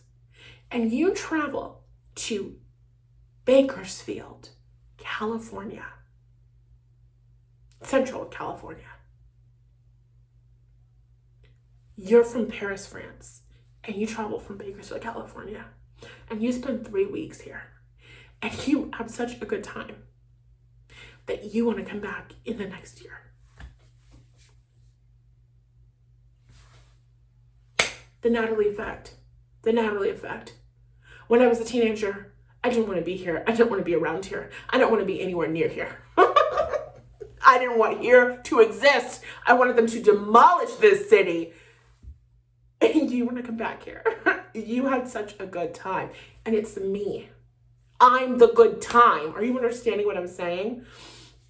Like, so good. It was so freaking good. The night before they left to go back to Paris, you know, the airport and all that. Obviously, they took the plane. When the night before they left, we were all playing Mancala together. And the oldest one, the one who's going to come back and visit us next year, he's like, I'm not going to comment on why I think that he said this, but he was saying, like, I don't want to play Mancala with the other guy, the Sagittarius guy. He's like, I just want to play Mancala with you. I just want to hang out with you because we're leaving tomorrow. And he said, you are the main character. And I just, because what more could you say to a girl with the 5th house stellium during Leo season? Like, because what more could you say to me? What? You don't have to get me to like you because I already do. But I don't think he was trying to get me to like him. I think he was just telling the truth. Like, you know what I'm saying? So it was just good. It was just a really good experience. It was just a really wholesome experience. So I'm super excited that I know them, and it was really amazing to meet them and connect with them. And obviously I'm single, and we talked about like just like relationships and like all that stuff, because one has a girlfriend, one is too young to date, but old enough to be intimate with people, you know? Which is just like so silly, but very much a little bit of the all men are the same vibe, but whatever.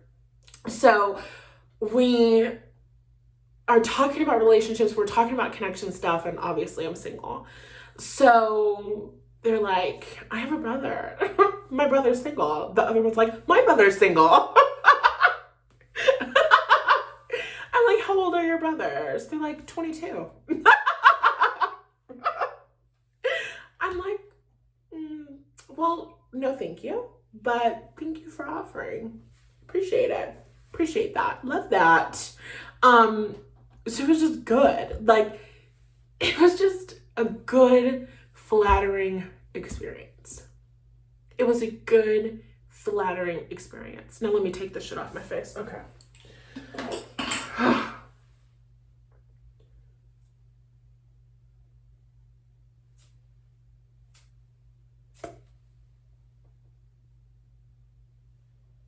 Good.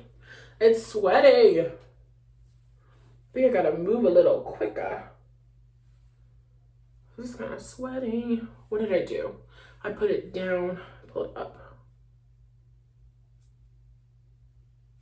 Oh, you definitely got that shit up. Yeah, baby. Okay. Cleaning strip on top, couple of strips on the bottom, and we're done. Oh, bitch. That's what I'm talking about. A little wide between the nose. Can you tell?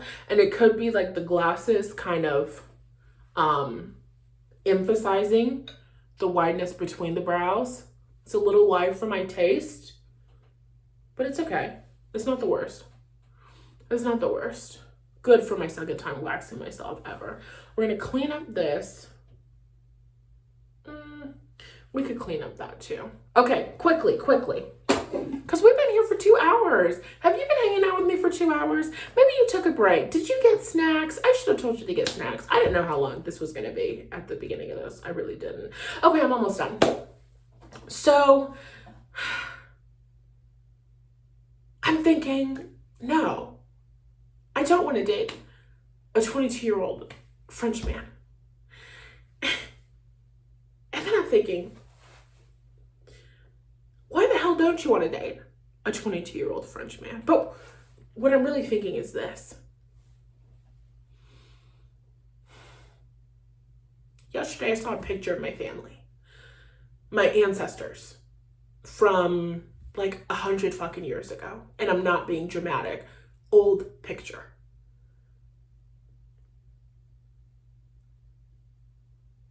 And I saw a picture and I can't even fully describe to you what I saw when I looked at the picture. But it's like there was energy off of the picture. And it's like my ancestors were communicating to me through this picture. And in this picture of this family that I saw the beginning, the genesis, or one of the many cycles of abuse, neglect that my families have gone through for generations.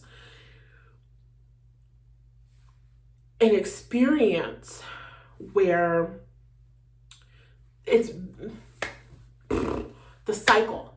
The cycle has been an experience where women have been in relationships with men who are attractive, and there's always other women. There's always another woman. There's always other women that they're focusing on, other women that they are flirting with, other women that they're sleeping with, always. cheating, generation after generation after generation of cheating, lack of faithfulness, lack of strong boundaries, lack of safety and security, lack of trust in men, and lack of loyalty. So I saw this picture, and that generational pattern of women being betrayed was like brought to my awareness. And then I watched a video on astrology. I'm not loving the space between my eyebrows. Like, I don't think it's something that we have to obsess over as a community, but like, next time give us less. Next time take a little bit less away. Not the worst. Fabulous. And it is given the arch that I needed to give. And this one can be a little bit more archy. When I clean it up, we could do a little bit more archy. Okay, so I think I can talk about this and put the wax at the same time. So I'm thinking about this family history, and then I watch this YouTube video. And the YouTube video that I watch is for astrology. And hold on.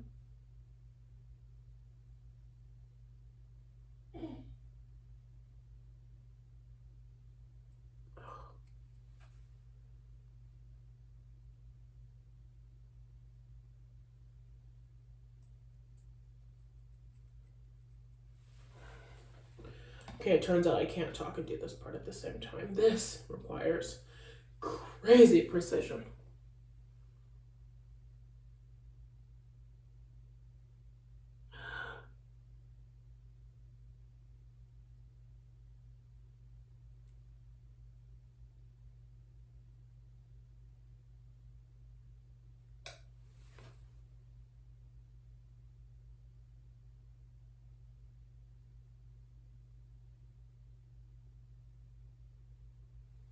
Oh my God.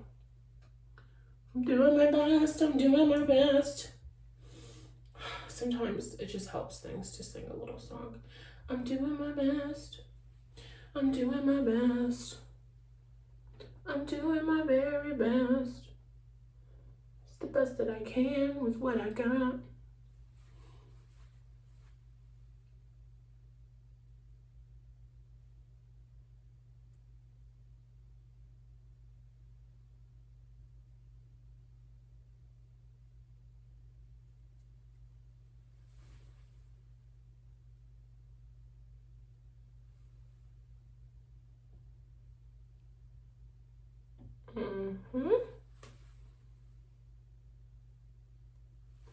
I don't care if it looks sexy.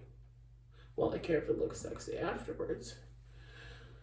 It's okay if it looks a little messy.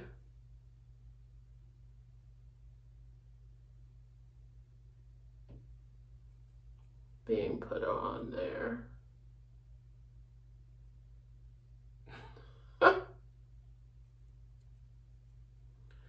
And when I said messy, it reminded me of the football player or soccer player, which is like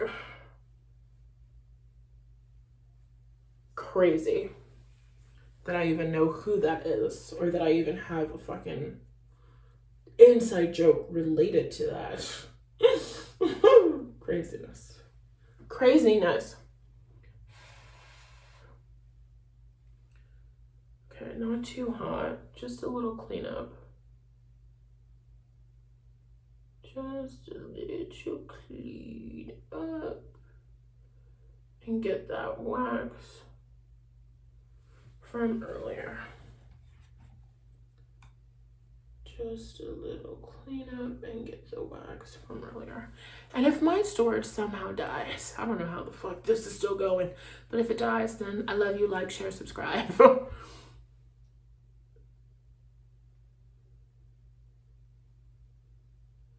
Oh no, I did not mean to connect those two.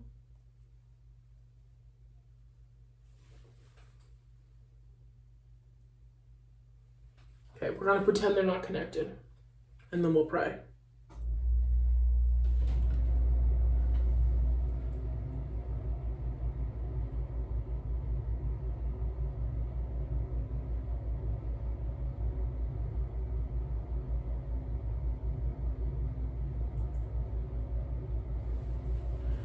All right, we didn't really treat that like a cleanup, but fuck it, go crazy.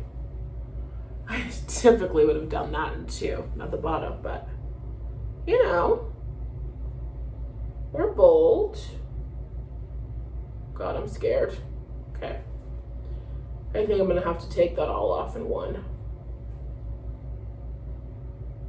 Which I don't know is something that anybody would recommend. But I don't think that there's enough there on that.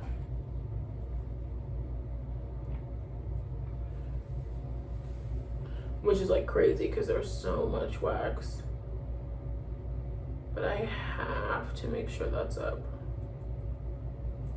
because that has to get picked up. Okay. All right, let that sit for a bit and then finish this. I'd like to be done with these eyebrows at the same time that I'm done with my story.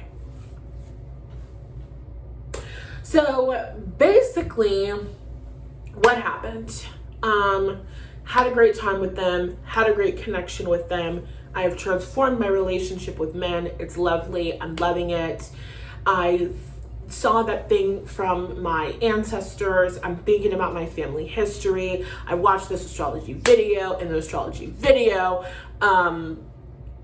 around this guy and his natal chart, and she's talking about this man and how he's so attractive, and how when I came into his life, he probably was dating a million people, and you know, it was like a really informative, really cool, but something about him dating other people. And then it started making me think about how I don't follow him on Instagram, and how it just feels like there are people that are allowed to be in his life and I'm not allowed in his life. It's like I know him in a certain way. I have a certain level of intimacy and closeness with him, and it's very spiritual, and there's a soulmate connection there, but I don't know him closely and intimately. And long story short, I don't know what he's doing, you know? I don't know who he's doing. I don't know who he's talking to. I don't know who he is following or unfollowing or whatevering on Instagram. Like, I don't know what he's doing. And then it was just making me think, because I was getting really triggered, that idea and that experience of being a woman and seeing the man that you love, or the man that you want to love you and prioritize you, deal with other women, date other women, want other women, desire other women. And it was like triggering me in a way. And so I'm moving through this energy, and I'm like, what is it that you want to do? You know, because I'm a manifestor. I can create any dynamic that I want. So what is it that you are ultimately desiring here? And it did not end with me scripting on being a priority or different things like that. It's like, because sometimes the whole other woman thing comes from a place of insecurity, right? What do those other women have that I don't have? That is the reason why I'm not chosen, or why am I not good enough for him? Why is one woman not good enough for him? But it didn't feel like that. It wasn't coming from that place, because, well,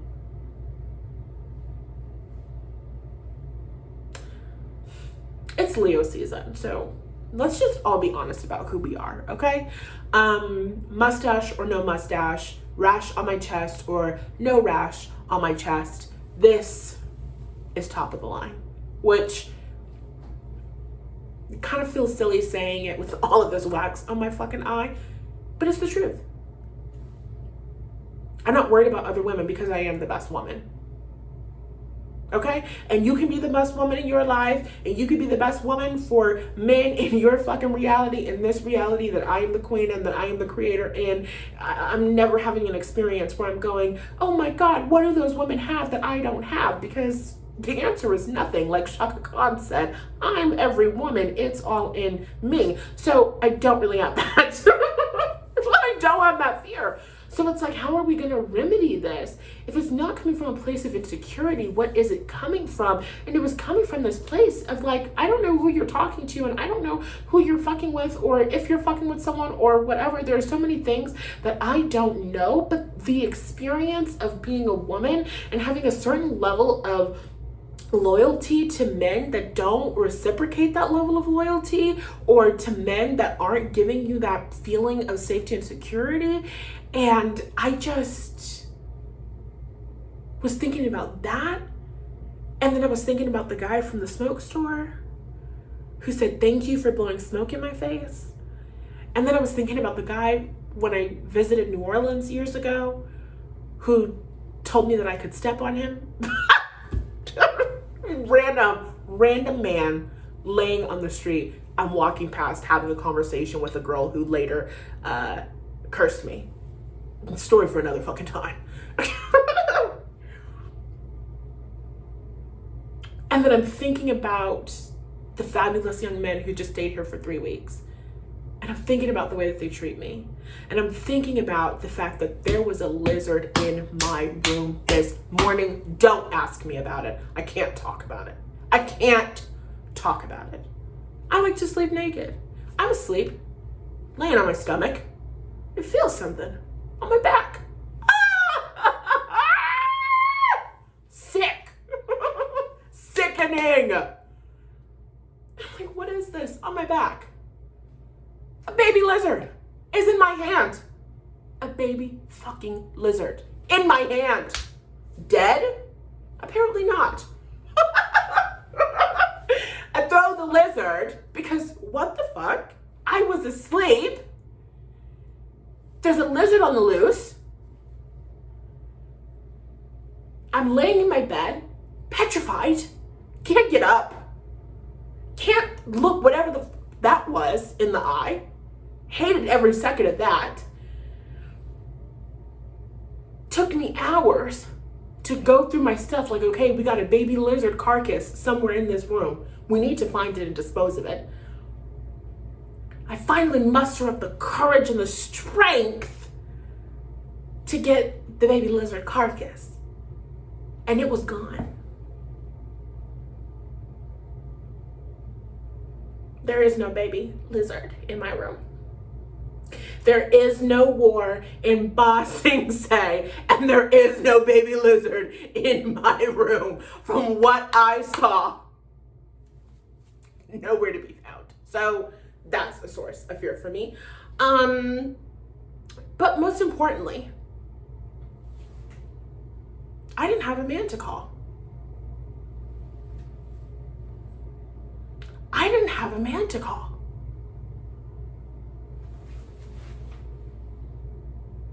And I was thinking, I wish the boys were here. When they were here, they weren't going into my room. First of all, personal space. Second of all, boundaries. You know, they weren't going into my room. No reason to. I wake up and there's a lizard on my back. Well, you're gonna come into this room and nobody is leaving until we find him. We're gonna search every inch of this motherfucker. You know what I'm saying? Obviously, I would have put clothes on first. I don't have to say that. So, the boys are not here. I don't have a man. Sisters have to do it for themselves, which is a crime, and I hate feminism for that. Because of all of the anointings that have been put on my life, and there are many, of all of the anointings that have been put on my life, reptile wrangler is not one of them. It's not one of them. That's not who I am. That's not what I was made for. That's not what I was built for. Okay, I'm gonna take this off and then go like this with it. I think that's gonna be our best bet.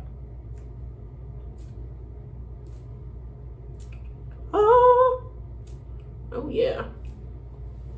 Total cleanup. Yeah, goodness. Good stuff. That's what I needed you to do. That's what I'm talking about. Okay. So, I have a reptile emergency. 911. There's no man that I can call. There's no man that I can call to come to my home and get the reptile out of my room. There's no man that I can call on the phone for moral, emotional support as I deal with this incident that is devastating my community, me being the sole member of that community.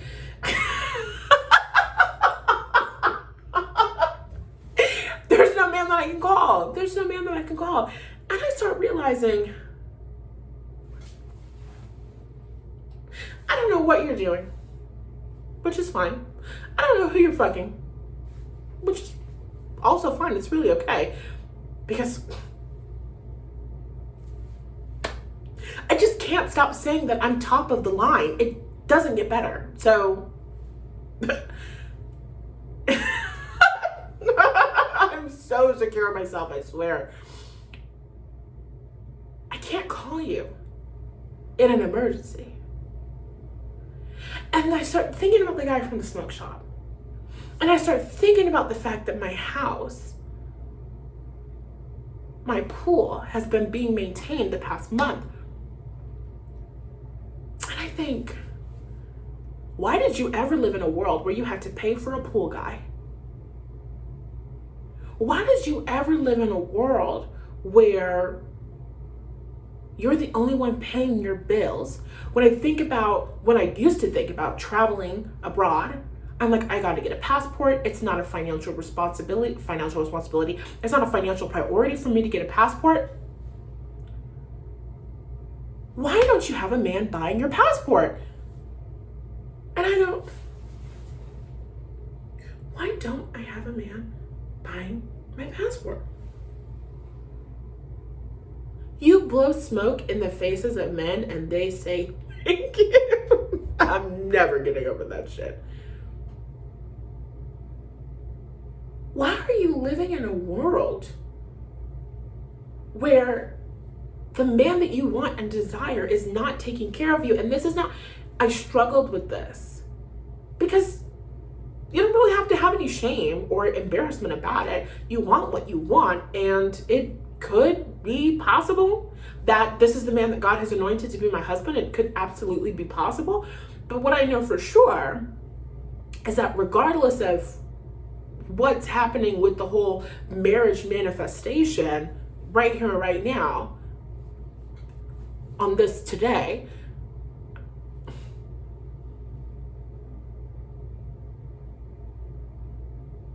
I can't be a woman who brushes her own pool. Not because it's beneath me, but because I don't want to. I can't be a woman who has to deal with lizards. Not because I can't do it, but because I don't want to. And God created men to provide and to take care of and to show up for. And men are so good to me. And I am a woman and I have needs. And one of those needs is attention. I need attention. I need flattery. I need to be called princess. I need to be called perfect.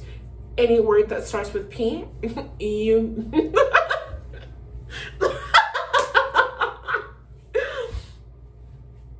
I need to be loved. I need to be adored. I need to be taken care of. I need to be supported. Like, hold the phone, everybody. Hold the phone. In the words of VP Kamala Harris, we're not going back. I went 3 weeks without brushing the walls of my pool. We're not going back. Going back. I'm not going back. I need 4 different men, 1 for every week of the month, to come to my house and brush the walls of my pool and put chemicals in it. Or maybe I just need 1 man.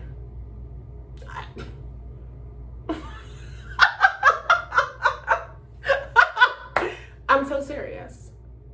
And so that's how I came to the conclusion that you should totally be casually dating right now. You should totally be casually dating right now. That's it. That's my TED Talk. All right. Okay, let's see what you're gonna do. Let's see. God, I'm scared. Okay.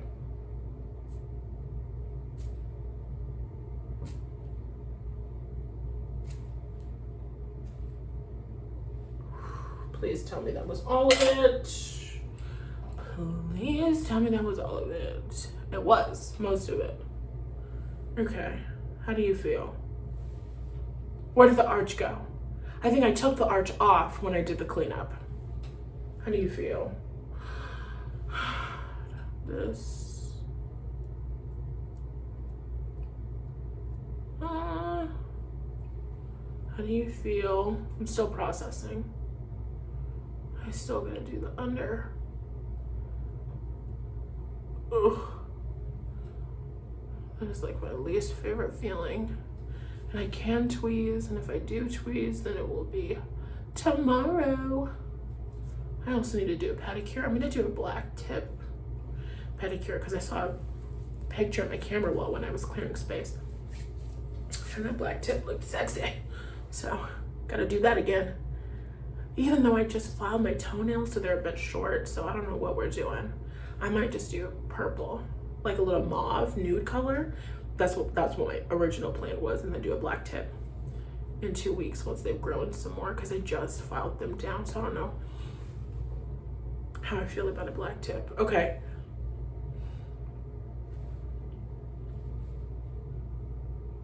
Oh yeah, that's good. That's good. Okay, so now we have eyebrows. They're sisters.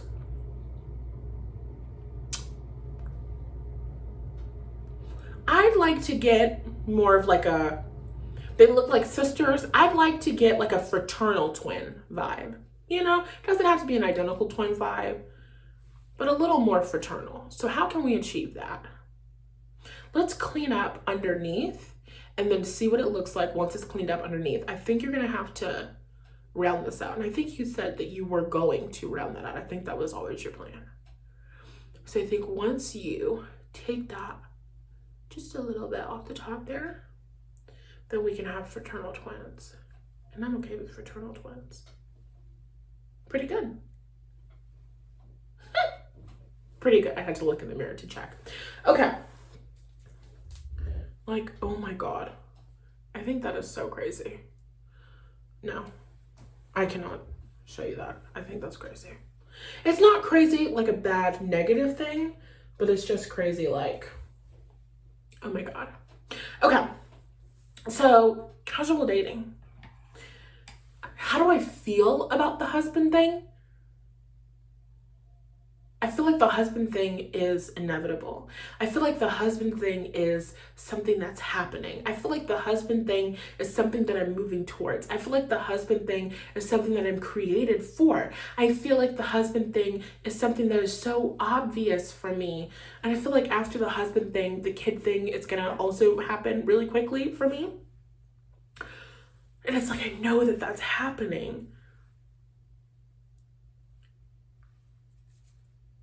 But this past month, it's like,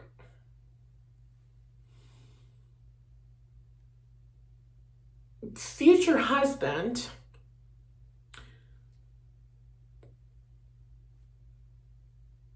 you could kind of take your time, you know? Like, I was living a life where I wasn't getting my needs met. Like, why am I having an experience where I'm on twitter.com saying, if I don't get a forehead kiss in 5 days, I'm gonna die? Why am I having that experience? Because if you really wanted a forehead kiss, if you really wanted a man that was kissing your forehead, you could have a man kissing your forehead right now. You could have a man kissing your forehead right now. So why are you depriving yourself of the things that you want, need, and desire as a woman? Because this guy's not going to be my husband. I'm not going to marry this guy. This guy's not perfect. This guy's not every single thing that I want. I know that I'm going to get every single thing that I want. I know that the perfect man is making his way into my life and that it's in him and not on him. And if you were to take his DNA and you were to unscroll it, you would see Natalie Annalise Hughes in it. I know that that is his destiny and my destiny and our destiny, and that family is my destiny.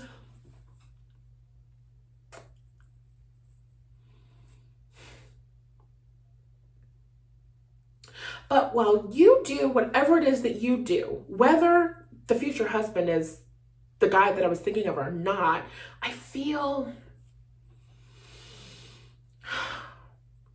like, I don't know what the opposite of desperate is, but I feel that. Like, I feel okay. Like, I'm the top of the line. I'm the soulmate. And I don't mean I'm the soulmate like I'm my own soulmate. I love myself. I don't need a man. Like, I don't mean that. Because, well, I need a soulmate. And I don't feel like desperate and thirsty for it. It is an important part of it, and I am happy within myself, and I do love myself. But when I say that I'm the soulmate, I mean, I think it's kind of a cliche thing to say, but I'm going to say it because it's true for me, not because I saw it on the internet. I really think that I'm the prize. I do. I do. I really do. I'm fun. I'm talented. I'm brilliant. I'm amazing in business. I'm amazing in creativity. I'm amazing in parenting. I'm amazing in spirituality. I am amazing in lovemaking. I am amazing intuitively. I am amazing emotionally. I am amazing mindsetly. I am amazing. I am amazing. Top-notch hoes get the most, not the lesser. And I'm a top-notch hoe. Like, I am the top of the line. And wealthy men love me. It's not a joke. It's not a conspiracy. It's a proof. It's fact. Wealthy men love me. And I'm going to say something.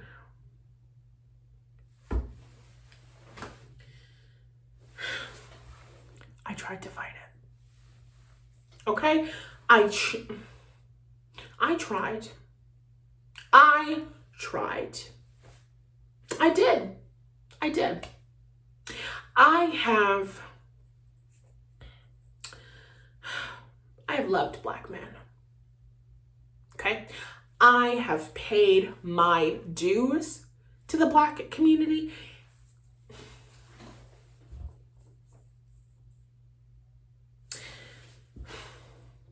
And I'm going to admit this to you because we're girlfriends.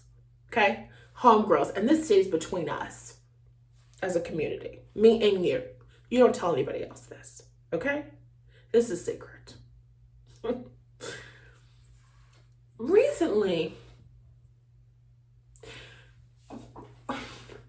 white men have been doing something that I can't exactly put my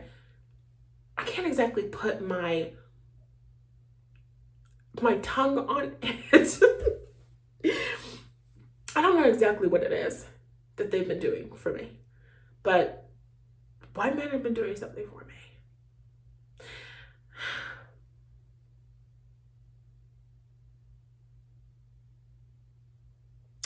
And at this point, I feel like I'm depriving the world. It's a sin, blasphemous, for me to be cooped up inside of the house away from men.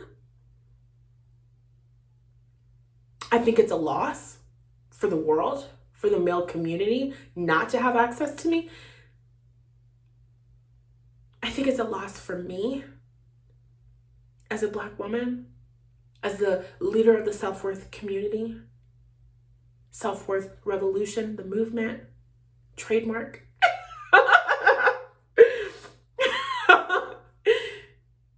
I think it's almost a little bit blasphemous for me to continuously be presented with opportunities to connect with white men who are wealthy,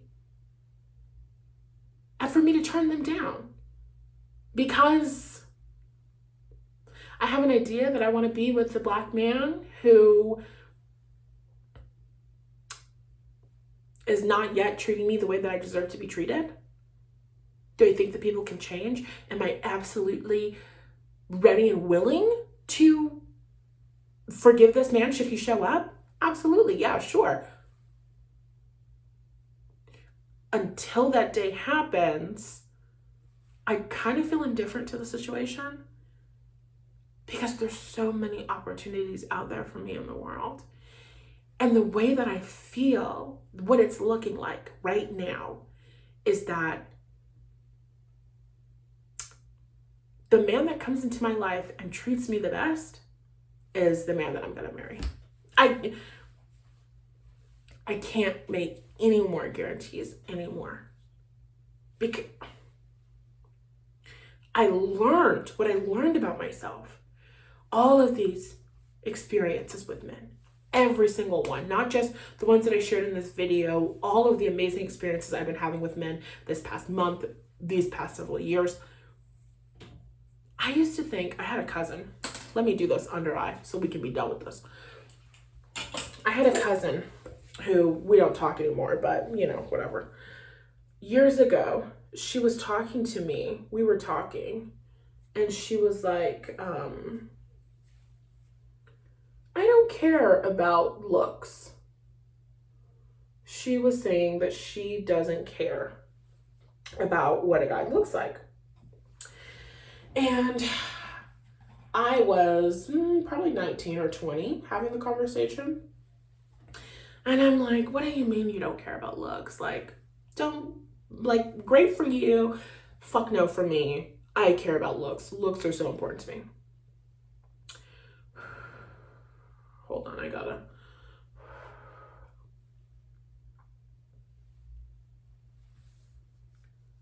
Oh, I didn't mean to do that.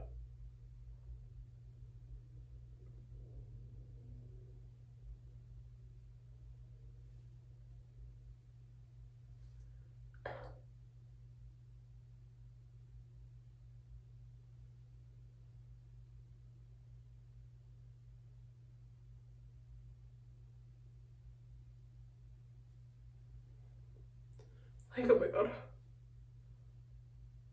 Okay. Oh. I feel like Cat Williams in, what is that, Friday